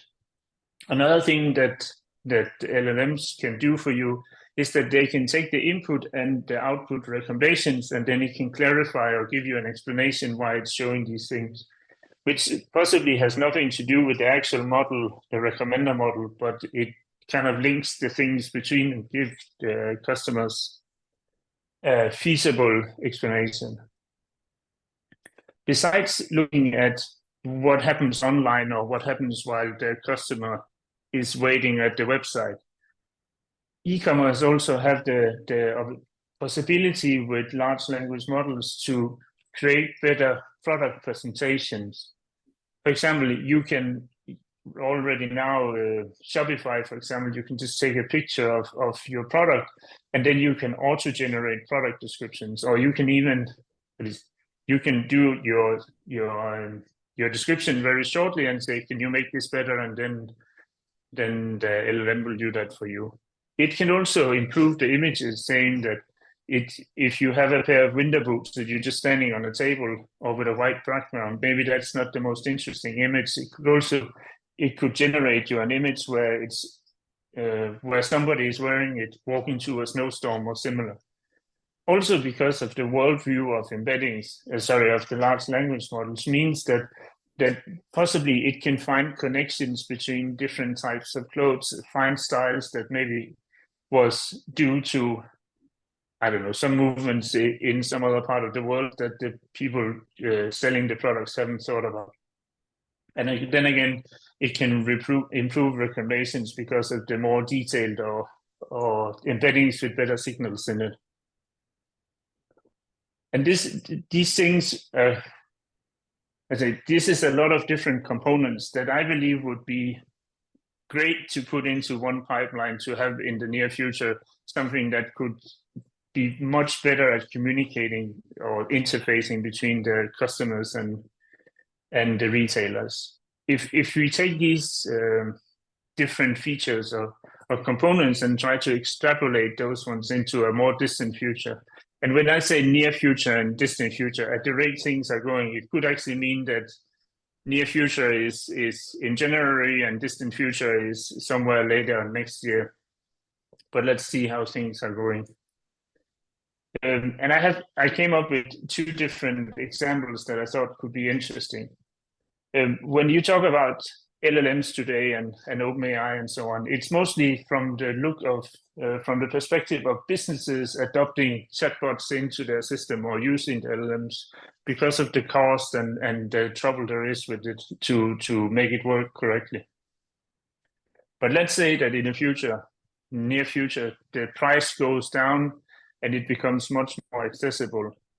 Then you could actually imagine that you would have an avatar that would that each user could create their own personal chatbot or avatar based on what you have bought and your taste and what you like to wear and possibly something you describe yourself, something you show what you bought and what you returned and so on.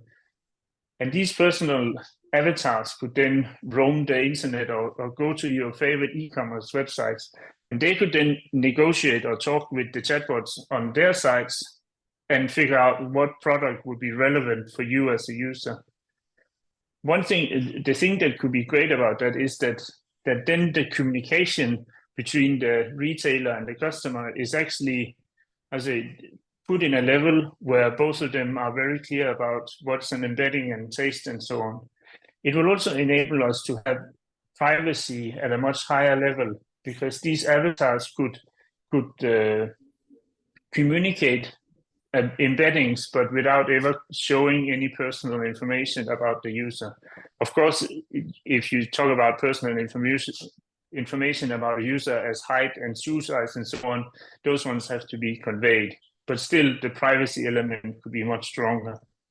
Special use cases for such an avatar could be that since it has a complete picture of you, or as complete as it can be, then it will also be able to identify new styles or dress for special occasions. One place that could be fun to look into for Tinder, for example, was to have such two avatars, and then every time you went on a first date, the avatars would communicate with the stores and verify that you would find clothes that wouldn't mismatch on your first date, as an example.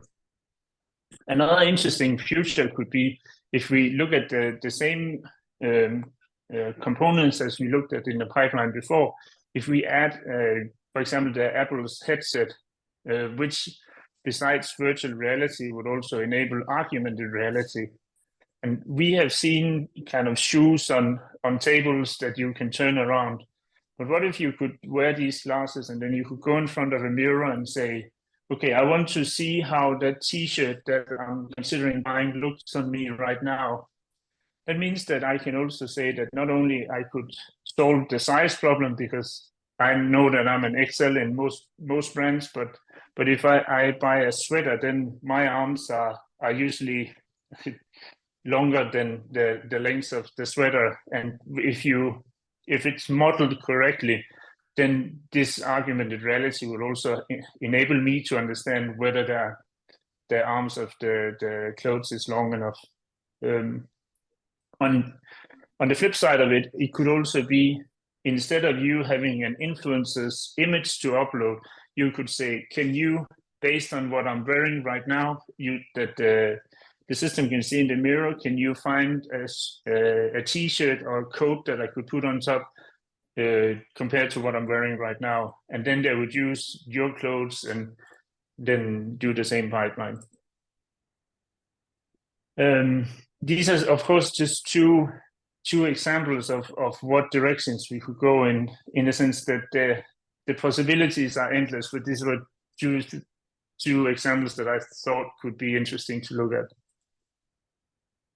And then on the more serious side of things is that it's great that we're delegating, or we would delegate so much responsibility to chatbots and try and avoid so much communication.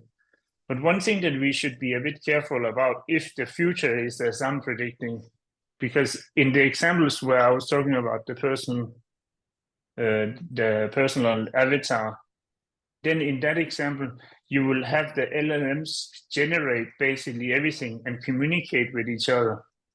And if you go back to what I started out saying, is that these large language models, the way that they are answering or responding to things, is that they will always show what is more predictable, in the sense that you can tweak them by saying different temperatures, and then they try out different things with less probability, but still mostly they will just try and say what's more probable. And I fear that just as we talk about the filter bubbles for the rank of Facebook, where people are only seeing the news that they want to see, the same way that the large language models they might end up showing us only things that we want to see. And if you're the type of guy who always orders the same food at the restaurant every day because you think that that's the only thing you want to eat, then probably that's good. But you don't know if there are 5 other things on the menu that you actually would like even better if only you ever tasted it, but you didn't. In the same way that all these answers that the LLMs will give narrow the action space of what might be shown, also means that maybe our world will be a little bit more bleak place using these LLMs. And then back to the question about how do we evaluate the LLMs, and there has already been a talk about it this morning, or I don't know what time it is, earlier today, about how difficult it is. And one of the things that is very important right now is that most examples that show that they work well are anecdotal, in the sense that we find good examples of when they work, and then also, of course, when they don't work. But if you look at the metrics that they're overall using to show that ChatGPT, for example, is improving, they have a data set that is predefined. And if you go into it and start looking at it, then I've read through some of those data sets where they say that this is a question answering. I don't agree with all the answers. So from my point of view, if you optimize it for that data, then I don't agree with it. Another thing we should consider is that it's optimized for specific things. So right now, ChatGPT has gone through an evolution where it has become better at answering questions, but in the meantime, it has also become increasingly bad at doing math. And my question is that if we should have them representing human beings, what is it actually they need to be evaluated on? Because it's still just as if we consider them as a replacement of a physical shopping assistant, then how do we evaluate a shopping assistant? And can we then take those evaluation criteria and move them to also evaluate the LLM before we put those ones into production? Because right now the test set we have are very artificial and very generated, and many of them is based on things that happened 10 years ago, because it's so complicated to do these test sets that basically people are reusing the same over and over again. I hope I didn't contradict anybody who has talked before about this evaluation, but this is my conception of it. And with this question, I think we would like to say thank you, both Ankita and I, for listening. And sorry about the technical mess in the middle.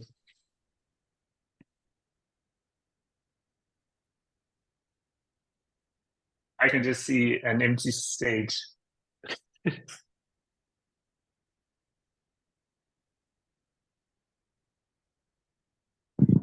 Thank you so much, Kim and Akita, again for your sharing today.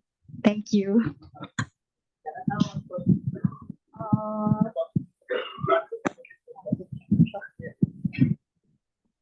Hey, hi, Gautam here. So I was trying to understand from the perspective of clothing and purchases happening. We know that clothing industry changes very rapidly because of styles and designs. And at least from my own experience of my sister going to buy clothes, even if the same color and pattern is with some of our colleagues, she would not want to buy that, right? Now, how this pattern gets embedded into AI, and when AI suggestions are happening, how are we thinking about sustainability? And does that come as a part of recommendations? Do we also think about planet, people, and then profits? So how things are happening in that purview? I think two questions here, right? So one was, how do we make sure you and I are not wearing the same thing, because we are not alike. We don't want to look like each other. That was what Kim was trying to explain in the evaluation part, where our world becomes too narrow. Right. Where you and I, everybody has the same taste, or a group of people have the same taste. So I think that's a problem that we have to be mindful of. And even in the recommender space, we want to make sure that we're showing diverse results to everybody, even when you're seeing a carousel of products. So I think that's part of the evaluation, to make sure we are not just selling the most popular things, Right. and exposing the users to other things. I mean, shopping for clothes is probably like a low risk area, but there are instances where this becomes really high risk as well, right? The second part about sustainability, I think overall, we don't want to be promoting excessive sales to anybody. I think that responsibility lies with the retailers, the B2B SaaS, and everybody in general to be able to do that. But I'm not sure how we're going to be solving that through LLMs. But if Kim has anything to add on how we can solve the sustainability problem through LLMs, happy to hear you. It's a very good question. My advice would be not to go to the e-commerce store at all. That would be the best sustainable way of doing it. But besides, if you have to buy things, there are certificates right now that shows whether clothes has been done sustainable or not. And those ones I guess it's up to the e-commerce site to put those ones in to boost the recommendations on what is more sustainable. I think the answer is that we don't have any answer for you. Okay. Thank you. Sorry.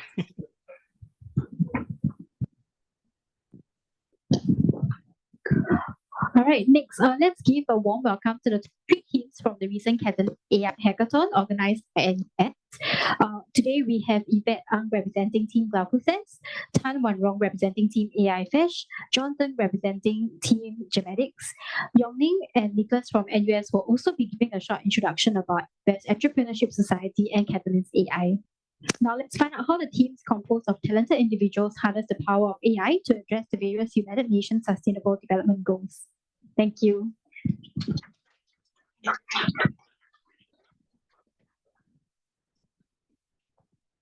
Hi everyone.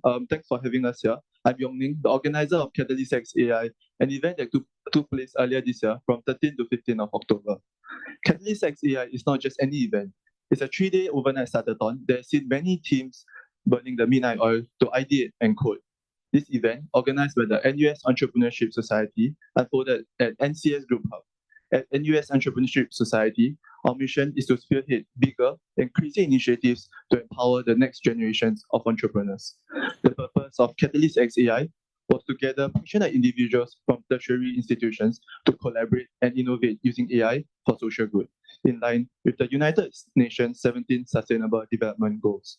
It was truly inspiring to watch individuals who came alone stand up on stage, pitch their skills and ideas, and quickly join forces with other teams. We shook things up by stepping away from the usual pitch deck scrutiny, and instead, the teams were given an elevator pitch challenge.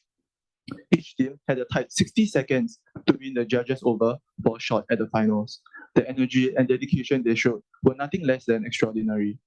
With participation from over 150 tertiary students, we saw participants coming from Europe, Korea, China, and India. Teams presented ideas that leverage AI for good And out of 30 plus teams who presented their ideas, we're happy to have the top 3 teams with us today. They are GlaucoSense, an AI-mounted wearable to optimize treatments for glaucoma. AI Fish, an online platform connecting rural fish farmers directly to buyers. And Gemetics, an AI-driven medicine prescription tool to combat adverse drug reactions. We're proud to share that these teams are now being incubated by NUS Enterprise and are seeking ways to bring their ideas to fruition. A huge shout out to Rakuten as well, who graciously supported us during the event and providing this space for the teams to share their ideas with you. Now, I'll pass on the time to Gemetics to share more on their idea.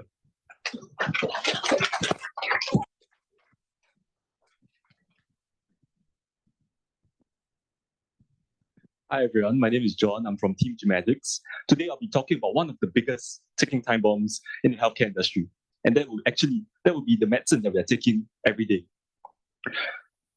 This pertains to the danger of drug-drug and drug-gene interactions. Currently, out of every 10 hospital admissions, at least one patient will react badly with the medicine that they are given. This number is only set to increase exponentially with our increasing need for medication.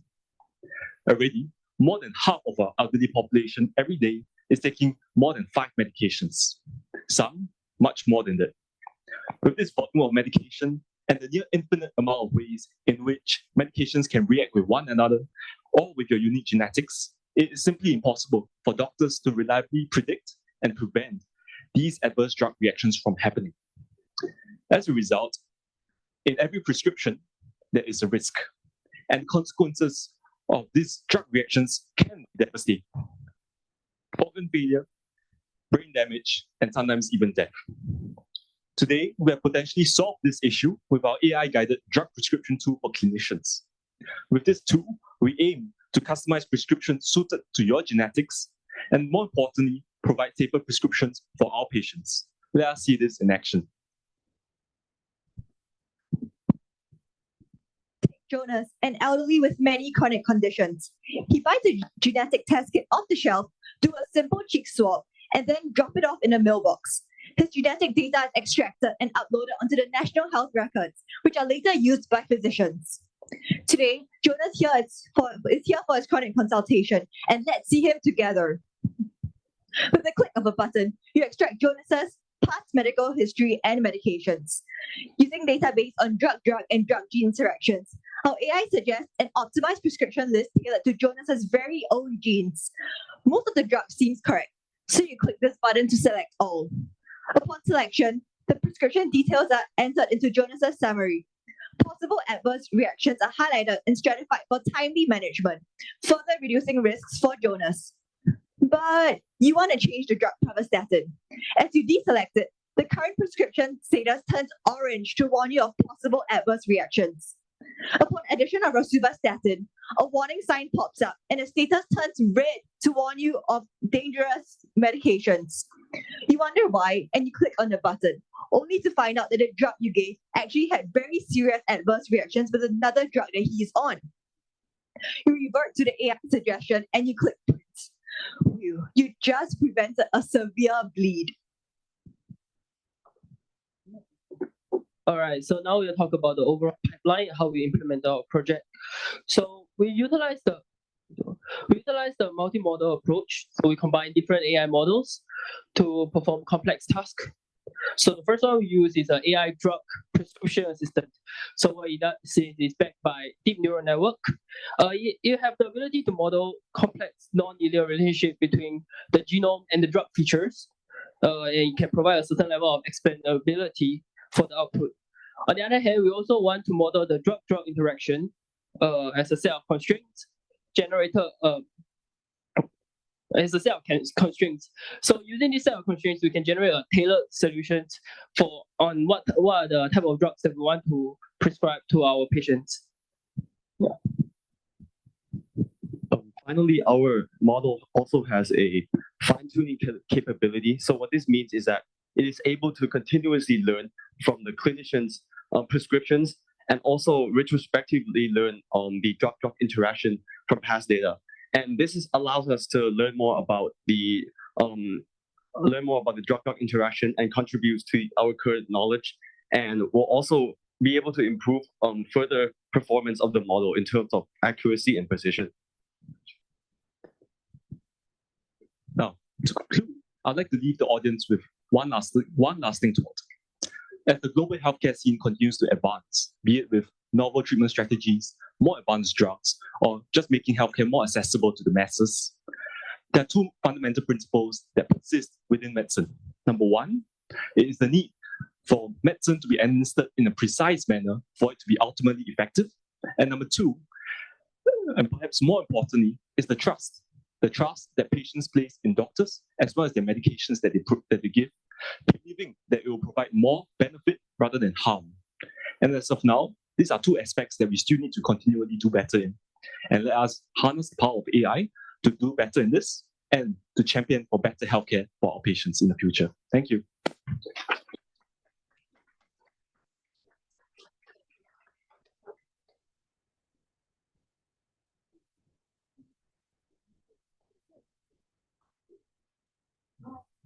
There's a short Q&A. Anyone have any questions for the team?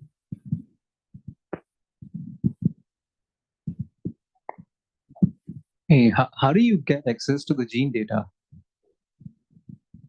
Okay, so this is a logistic question. So to obtain the information of each individual's genetics, we require the patient to do a small procedure. Okay, so this procedure is nothing scary. It's actually just swapping the inside of your cheeks, or it could just be a simple blood test. So these are two very these are cheap and reliable methods in which we can get enough information about the patient's genetics. Yeah.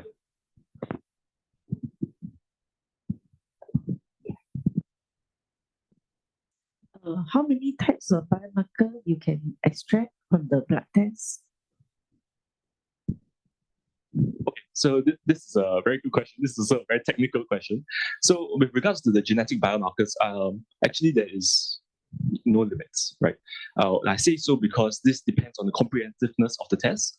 However, if you want to look at the practicality in terms of cost considerations as well as laboratory load, I think what we could look at is perhaps the most common chronic medications, most common chronic diseases, right, which would determine the kind of medications that are given. Yes.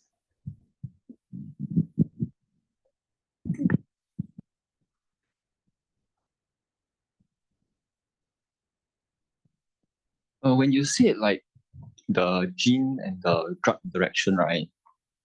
Is it like in a graph format, right? Like graph connections, right? How sure are you like it's a complete graph?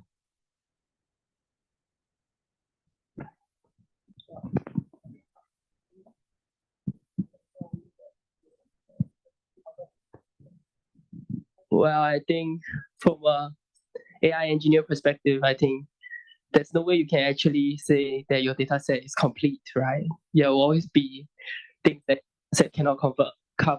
There will always be things that your data set has drawbacks on, right? You have to make certain things. So what we can do is we can use existing data sets that are provided. So there are actual databases provided on how drugs and drugs interact. And the thing is that it's definitely not complete because new drugs are being invented every day and people are always like trying to find out what's new interactions, which is why our model emphasizes on fine tuning, right? Because new observations are made in clinical practice, perhaps maybe every day, and when that happens, when the physicians input the new observations, our model can make fine tuning based on the new observations. So, for example, our model say, based on my training, based on my data set, I think the drug and drug interaction of this, so you shouldn't recommend this, or you should recommend this. But after the recommendation, it is what we expected because there were other interactions that the database didn't capture. Then the physicians can input that in, and you will fine tune the model, right? So, yeah, I think that should answer the question. Right?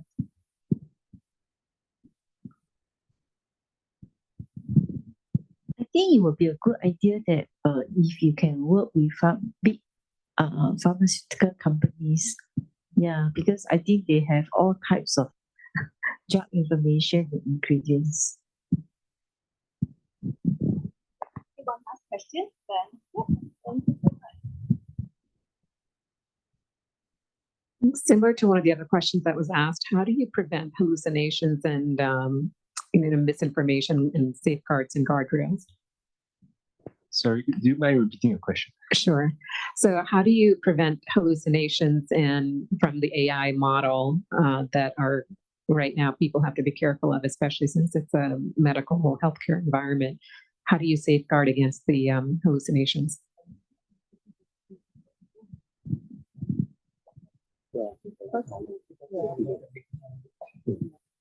So actually, so thank you for your question. I think that's a very pertinent question. Why this is pertinent is because in outside of healthcare, perhaps having a model that achieves 95% of accuracy is good enough. But in healthcare, you really require a very high level of accuracy. So that is why there's two layers in terms of checking for our models. So number one is this model actually this model will suggest a list of prescriptions. However, the onus lies on actually the clinician to review this medication and to make a decision based on his clinical experience. So by doing that, first of all, we help to ensure that in terms of medical legal wise, it is clear. And second, these two layers of checking will allow us to have better accountability and precision. Now, second, we also have, as my friend has mentioned earlier, this layer of retrospective learning using our model, in which, based on clinical outcomes, they will retrospectively update the model and together with physicians' input, so that the model can be better refined and become more precise down the road. Yeah. Thank you.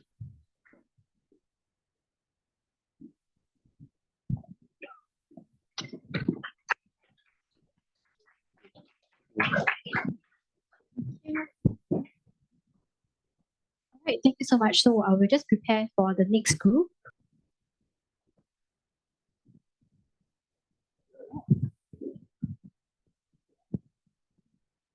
Good afternoon, everyone. My name is Wan Rong, and today I have with me Diane, Celestine, and Dexter, and we'll be presenting on our AI augmented marketplace for Indonesian fish farmers, AI Fish. Before we begin, how many of us here like eating expensive fish like salmon or unagi? That's right.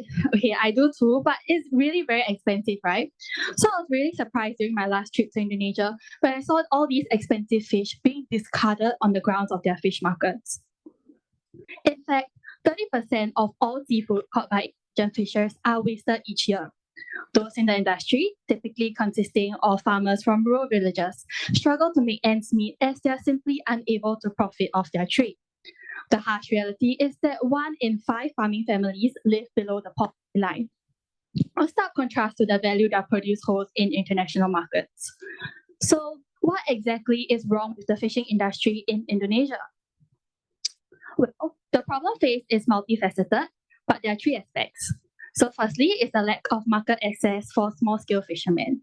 There's a dearth of information regarding market demand, coupled with formidable competition from larger, more established players. There's also poor transport infrastructure, making it difficult for farmers to efficiently bring their catch to the market. Quality control is another significant hurdle. Many products from Indonesian fisheries tend to fall short of international quality standards. This can lead to rejections or lower prices in export markets, affecting the viability of the industry. This is where AI Fish comes into the picture. Scalable, accurate, and revolutionary. Indonesia's current market for fish stands at a value of $5.72 billion US, and there still remains untapped potential due to fragmented supply chains. Our marketplace breaks into this untapped potential by connecting customers and sellers directly to an online centralized marketplace. This increases the bargaining power of small-scale fish farmers, while also having the potential to generate tremendous economic value for Indonesia while lifting individuals out of poverty. Our marketplace also generates data on consumers' consumption patterns for better prediction of demand powered by machine learning, allowing suppliers to adjust their production accordingly. To improve inventory management, we also adopt AI image processing of fish dimensions to estimate fish maturity times and infer harvest times. The accuracy of this feature is enhanced by our k-means clustering algorithm, which identifies a closer estimate to the true mean for heavier, more mature fishes as opposed to newly spawned fishes. Through biomass and nutrient monitoring, we also aim to optimize fish feeding, promoting sustainable and responsible fish farming. All in all, AI Fish creates a seamless marketplace and leverages machine learning to generate insights that help match demand and supply in a sustainable and inclusive manner that is economically viable. Moving on to our two-pronged business model targeting both sellers and buyers. First, our pay-little revenue model aims to cover the fixed costs of equipment and installation, so the onboarding process is free of charge. For the first 2 years, we offer farmers equipment installation and maintenance services for free. This creates income opportunities and opens up doors for farmers who currently cannot afford our services. Afterwards, farmers repay the cost via fixed monthly installments. Next, our marketplace charges a platform fee per transaction. On the seller side, we charge a platform fee of 5% of sales revenue, and we collect $100 per purchase from buyers. This ensures a sustained and continuous revenue stream that will only increase as more people adopt AI Fish. We will implement AI Fish in 5 key phases. The onboarding of farmers, partnering with local and regional distributors, repayment of setup costs, collection of revenue from our marketplace, and finally, increasing our market outreach. Now, this is very exciting news for AI Fish because actually 3.3 million Indonesians are actually employed in the aquaculture industry, bringing in up to $28 billion of revenue just last year alone. So let's analyze some of our competitors right now, namely eFishery and Aruna. So eFishery has found success in its upstream implementation of technology for the production of fish. However, their business model focuses largely on the distribution of their smart feeders as well as other ancillaries such as fish food. On the other hand, Aruna's business model focuses on connecting individual fish farmers to a wider market of buyers.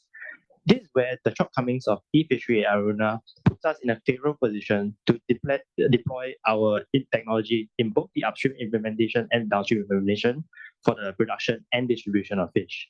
Therefore, join us in reeling in success one fish at a time for AI Fish.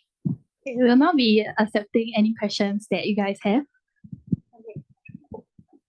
Hey, thanks for the great presentation. I love how you present. I'm just curious, have you all done market validation? No, as a serious question, because I see the potential, that's why I'm asking. Yeah, definitely. I think that's a very good question. So we're still in the nascent stage of developing our idea. So definitely we have not conducted market validation yet. It's something we'll definitely do in the near future. But the only form of market validation that we technically have is that we went to Indonesia and we visited some local fish farms. So we actually went down to the actual fish farms and we spoke to the farmers. That's how we realized that actually they are unable to sell their fish. So definitely it's a kind of a small sample size, but we need to go and conduct more market validation in other villages in Indonesia. Yeah. So basically we went to about 3 fish farms and we saw this same problem happening in all these farms there. I think it's a very good initiative. I do have a very handy tip on how to do market validation if we have a conversation later. Yeah. Good work. Good work. Thank you so much.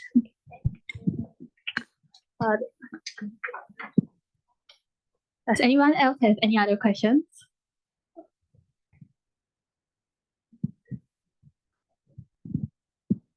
Is this going to be a startup? The answer is hopefully. Okay, because I think that you can choose to not only do in Indonesia but other part of the world, because I think that it's a need for everywhere due to the hunger, due to the demand, due to the supply, high supply. So I think that everywhere is not just only Indonesia. Have to think wide. Okay, thank you.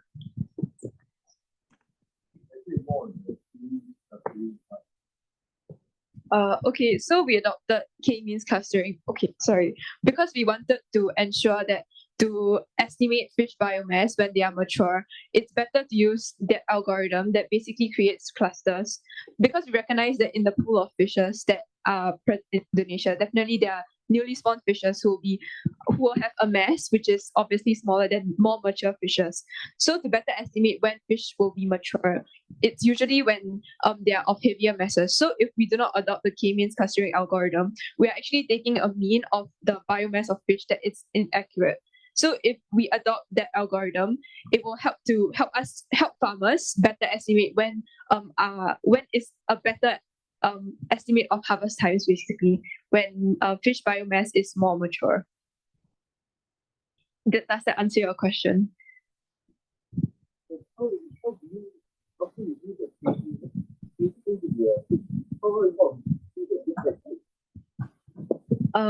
Feedback loop as in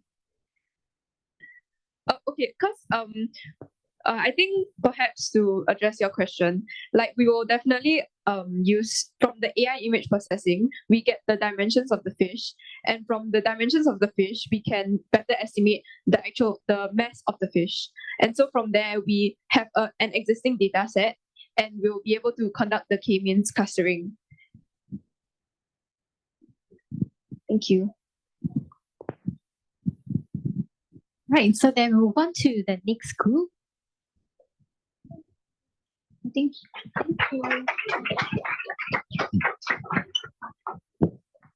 Imagine you've just been diagnosed with glaucoma at 70 years old. Your eye pressure is so high, you started to lose your vision. Your eye pressure is measured in the clinic every few months and controlled with medications. But even though your clinic readings are normal, your vision continues to deteriorate, leaving you scared and confused. Why is this happening? After speaking to numerous glaucoma experts, we've uncovered a critical gap. Eye pressure fluctuates throughout the day, escaping once-off clinic checks. In fact, research shows that up to 80% of eye pressure spikes that really worsen glaucoma happen outside the clinic and thus go undetected. You're desperate to save your vision, but you find limited options for continuous monitoring. There's surgical implants, but you don't want a costly, invasive, and expensive operation. The other option is eye care, a handheld device that bounces a probe off your cornea 6 times in order to get one reading. But after speaking to elderly patients, we realized that it's complex to configure, time-consuming to use, and sometimes they just forget. This is where GlaucoSense comes in. GlaucoSense consists of 3 main parts. Firstly, a spectacle-mounted wearable device that's able to capture frontal eye images at regular intervals. Secondly, a machine learning model that processes these images. And lastly, intuitive patient application to access these eye-level pressure trends. Firstly, our wearable consists of an LED system, a half-silvered mirror, as well as a Raspberry Pi-powered camera that's able to capture frontal eye images at regular intervals. Secondly, our convolutional neural network extracts the sclera segment from these images, and from which it derives 5 essential features and is fed through a decision tree algorithm, from which they would ultimately tier the eye pressure severity. Given this, GlaucoSense stands out as a non-invasive, effortless, and user-independent solution. To get GlaucoSense into market, we'll be using a B2B2C approach and an everything as a service pricing model. So this is where partner hospitals will purchase the wearables from us, then they'll pay an annual fee per patient, then they're free to rent GlaucoSense out to their patients.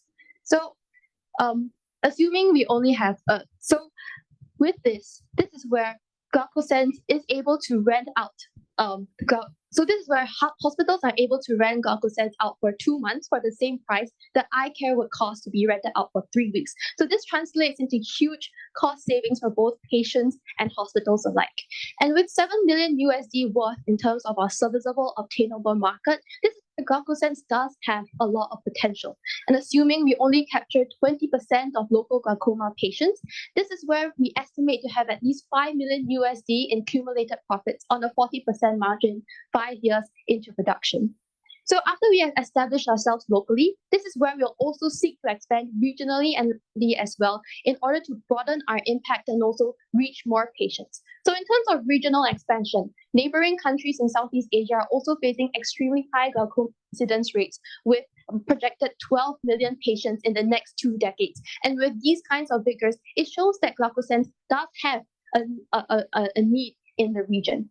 And beyond glaucoma, IOP monitoring is also crucial in the management of many other kinds of eye diseases. So by moving laterally into related fields like corneal dystrophy, this is where GlaucoSense can actually help an even wider range of patients. Our founding steps comprise three phases. Firstly, we would like to explore key partnerships.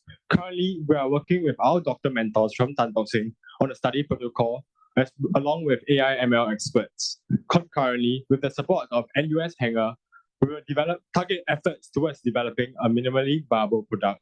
Our product development phase will be separated into both software and hardware aspects. Lastly, we would like to obtain regulatory clearance through a series of clinical studies to evaluate glucosensor's safety and efficacy. Today, personal blood pressure and glucose monitoring devices are commonplace. So why not glaucoma? With GlucoSense, you can now monitor your eye pressure painlessly, effortlessly, and more importantly, independently, giving you agency over your medical condition.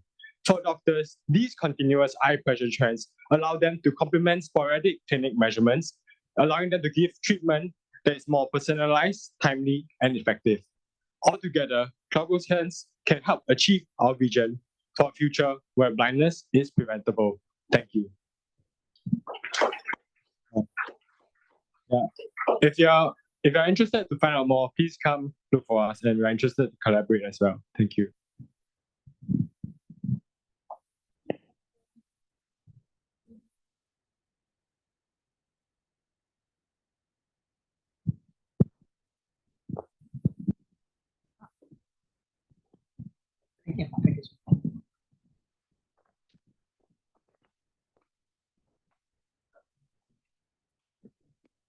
All right. Thank you once again, Yongning, Nicholas, Yvette, Wan Rong, and John for sharing your experience and innovative AI solutions. Next, please join me in welcoming Nitesh, a seasoned senior product manager with a rich and diverse career journey who has made significant strides in the fields of logistics, tech, and e-commerce. Starting his career in business development, he transitioned into a role of a business analyst with a service and product startup. With dedication and determination, he honed his skills to evolve into a tech project manager and ultimately a tech product manager. Fueled by a passion for enhancing user experiences, he thrives on collaboration and strategy formulation. Since joining Rakuten in 2019, he has significantly contributed to our ad tech products and currently leads a cutting-edge targeting display ad product. In our final step today, which will discuss revolutionizing creative advertising with AI, streamlining the review process, how AI is transforming advertising, making it more creative, efficient, and effective. Thank you. Thank you. That was quite a warm welcome. Yeah. Okay. Hi, guys. This was a beautiful presentation so far I have seen from each of the teams. And I think Catalyst team and vSense team, Webverse, we have seen most of the presentations coming from e-commerce perspective also. Let me give you a short instance.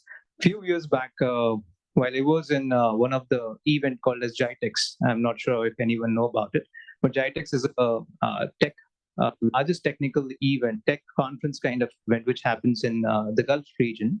And I was presenting alongside my CEO then, where I was presenting for the products and services of one of our companies. And we were all excited. We were all warmed up with brochures, eye-catching banners, and flyers, giveaways. And we were hoping to get the similar taste of success like we got in some other demographic regions. Surprisingly, we got a negative taste of success. And by negative, what I mean is we had all the appointments set for some of the potential customers we were going to meet. And as we started demoing our product presentations, this customer sets were showing some interest, but at the end, everybody was just coming with a straight statement that we are not interested. Now, who tells you that? They will either tell you that I'll take a card and maybe we'll catch up with you later. But it was a straight no. We are not interested. And this hurts, of course. But at the same time, I was trying to retrospect and understand what's happening here. What's happening here differently that did not happen in any other place. And then then our next appointment came up, and the CTO of one of the Fortune 500 logistics and shipment company was looking into a product demo. He was still excited with me for a few slides, and this time I was a bit more observant. At this stage, I felt looking into what's happening here. And as soon as the last few slides came, I saw an offended face. I saw a face which was not ready to take this anymore. and came the same words: "We are not interested."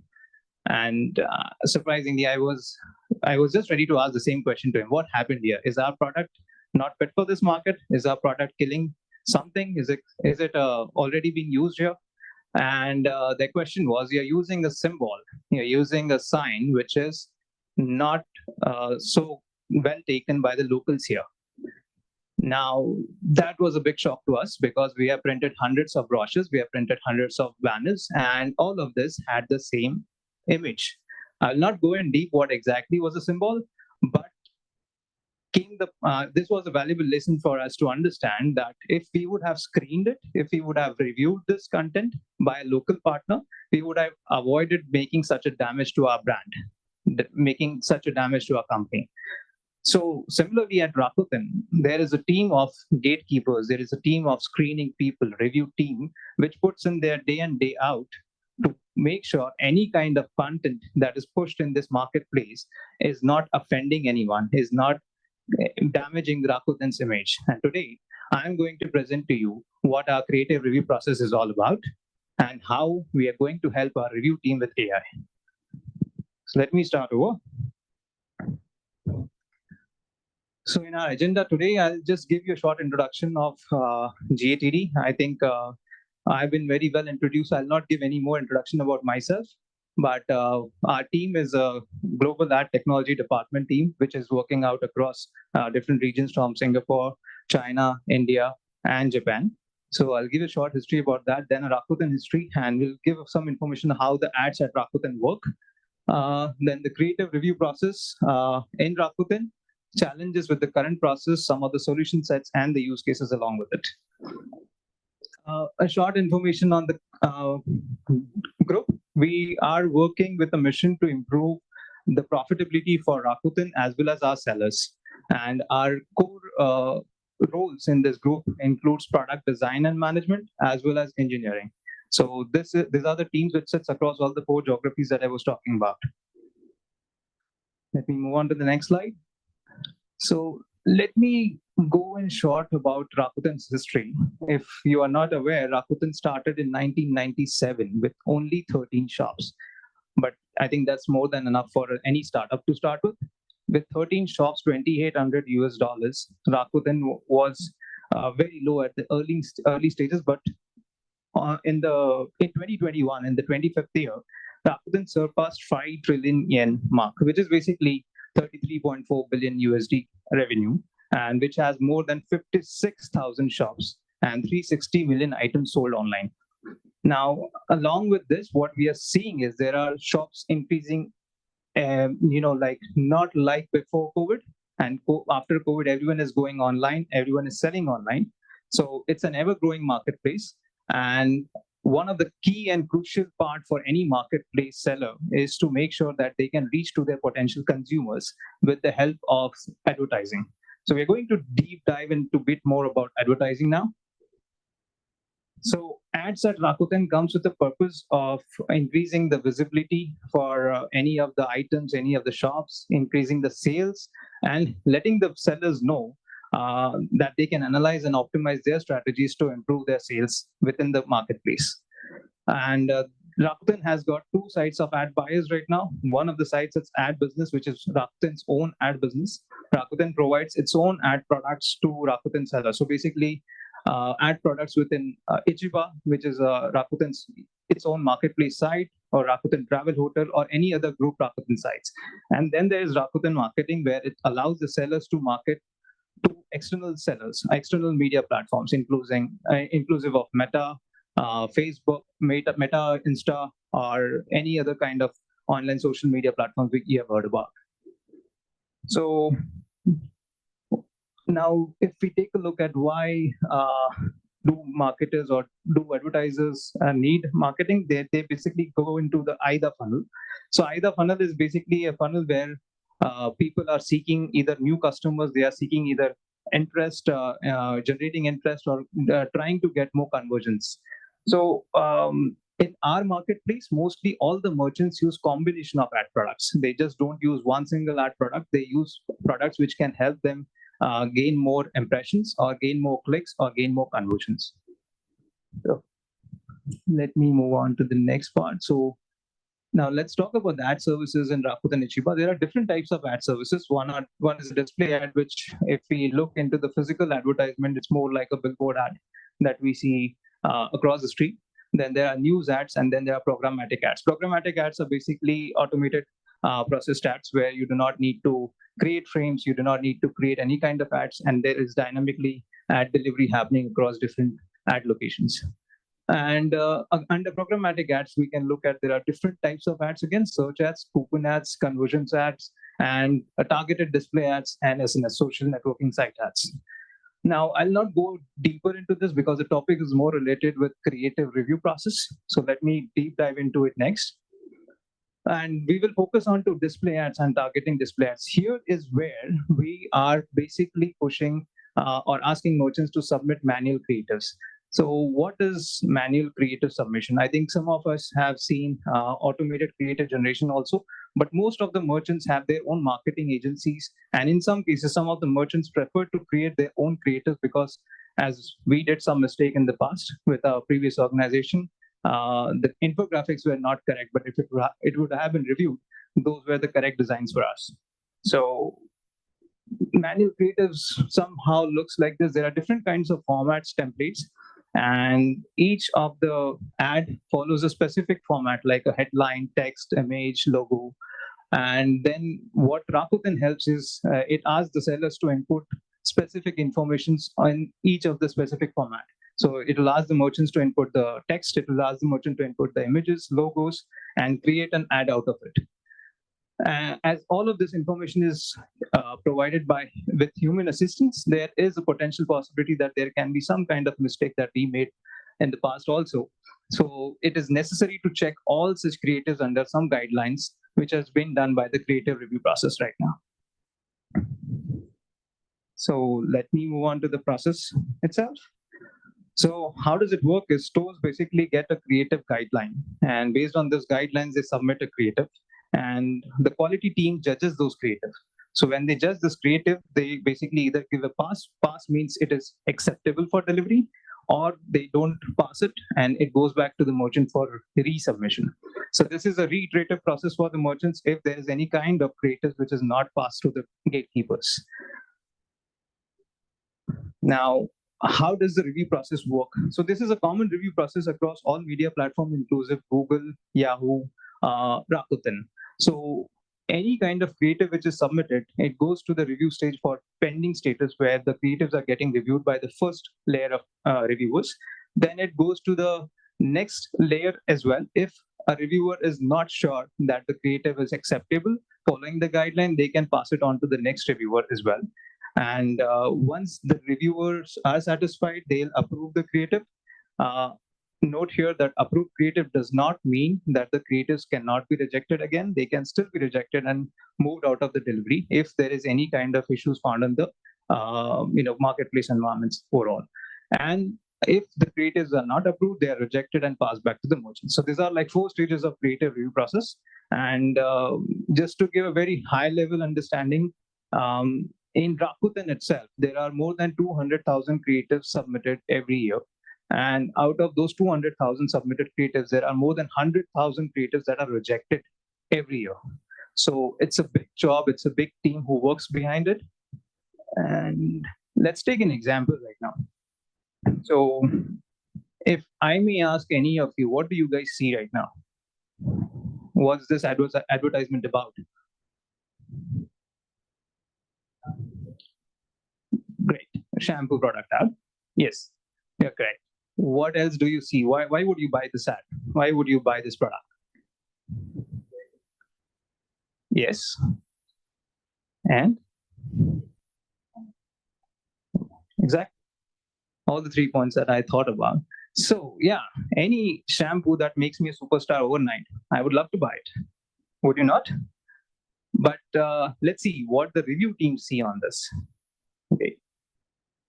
This is a misleading creative for them. Why is this a misleading creative? There is exaggerated information. There is unverified or false information. How do you rate yourself 5-star? I'll rate myself 5-star everywhere. And there's a wrong font type used. So there is an expected font type used, expected everywhere in marketplaces, in different kind of marketplaces. Then there are some basic checks on the border and the pixel types as well. And if you see, there is a emotional appeal made here. Wow, my icon is gone. Okay. But yeah, there's an emotional appeal made here, which is not allowed as per the creative guideline. And one of the wrong design is also the arrow. So basically, any marketplace would not allow users to select any kind of symbols which ask the users to click on that ad. This is basically used to increase the clicks on that, which is also not allowed. So what we saw is almost like 6 to 7 mistakes here, but what review teams would see more is there are more than 10 mistakes here. I've just highlighted few of them. Yeah, this is one of the most important things we missed. There is no brand logo. Would you buy a product without a logo? I'm not sure. I'll not buy it. So what's the challenge with this current process? So as I was talking about, there is lots of creatives and lots of review work required. And because of this, there is a potential possibility that it will impact the time to deliver for a particular creative. So in many cases, the judgment goes from one reviewer to another reviewer because the first reviewer is not sure. In such cases, there is a potential possibility of delaying the creative delivery itself. Second, it is very time intensive process because merchants don't like to resubmit the content again and again, even for smaller mistakes. And likewise, they, in some cases like 11, 11, 12, 12, there are projects and timelines made by the merchant that sometimes they delay their creative submission. And in such cases, if the creatives are rejected, there's a possibility that creatives will not be delivered at all. And they miss the opportunity of, delivering the items in the key projects. And most importantly, it's the cost to review as well. As I was talking about, hundred thousands of creative to be reviewed every year. There's a big team involved behind this process, and it is a little biased as well. But yeah, the operational cost is a big factor for us. And along with that, the merchant satisfaction is another factor for us.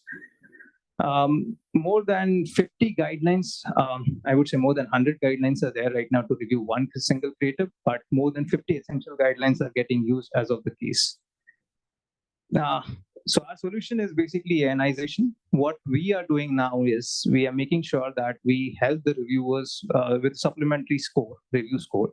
And how do we do it is we are providing merchant platform data, that is the images, text they submit, and creative guideline data, which is the other data we're talking about. Along with it, there is some legal compliance data also we need to pass through. And this is all passed to the AI model, and where the images are again passed through OCR, where the text from the image is pulled out and again checked if the image-based text is correct or not. And accordingly, Rakuten has been using its own AI models and public used AI model, including GPT, BERT as well, to train its own AI and generate a result or a score, which is a not good delivery or okay delivery. So yeah. So how do we do this? This is the project under POC right now, but we have been reiterating this process over and over. What we did is we collected data of almost 1.5 years, 150,000 plus rejections, 250,000 plus creatives. And then we found, so every creative, when it is rejected, it is given a comment also for the rejection. Why exactly is it rejected? So the next part was to clean the data. Now, there are certain creatives which are rejected because of human bias, that people are not very sure the creative is following the guidelines, so such creatives are rejected. We clean such data. And the next step we did is we identified certain patterns. Like the patterns are more about if the creatives are rejected on specific points, what are those points? And we then created a feature list, an extraction list, prioritize those key identifiable items, which would be easy to solve first, and make sure that the creatives which are more rejected on these patterns would be solved at the first case.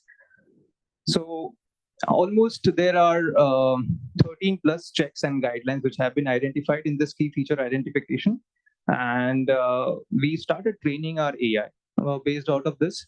And this AI is right now working with the existing data set, which we had already for 150,000 plus creatives, and the new creatives that are getting to us. We are just comparing the data between both and we are passing the information to the review team. So what we are doing right now is we are also automatically evaluating this. Now the evaluations are basically review scores which are passed to the review team, and we are taking feedback from them. So this is not completely automated. We would not be able to automate the review process entirely. We still need to understand if our AI has any kind of bias because of the historic data. So we are refining and reiterating this entire process. Yeah, so let's take some use case. Yeah.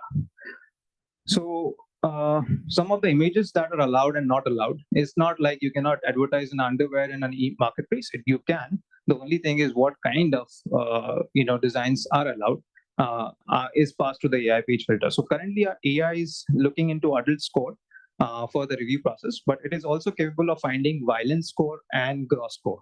If there is any image which is not acceptable in any of the three formats, we can pass it to the review team.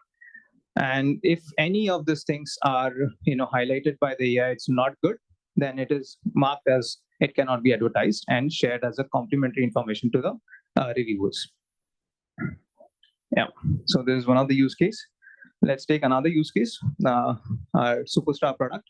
So what happened with this image was there was an image, and on this image there were a lot of text input through. So the text has been extracted via an OCR, and we get to understand what are the types of text on the product and out of the product. And then there is a score given by the AI.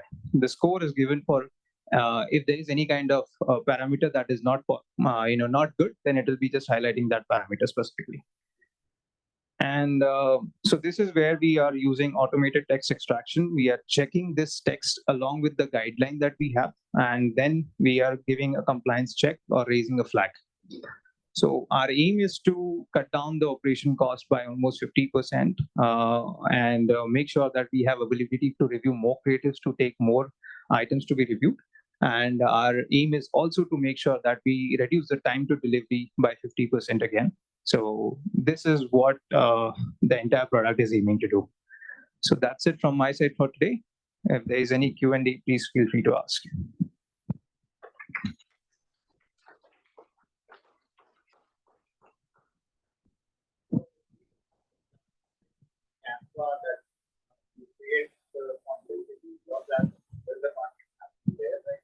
That's another project we are working on. But instead of Canva, we are basically trying to use a model similar to Google's product studio. So what it does is basically it helps the users to input an image from the inventory, or they can use a custom image and generate a scenario. And based out of that scenario, we can create multiple automated creatives are getting generated. Yeah. Anyone have any other questions for Nitesh? All right. Thank you. Thank you so much, Nitesh.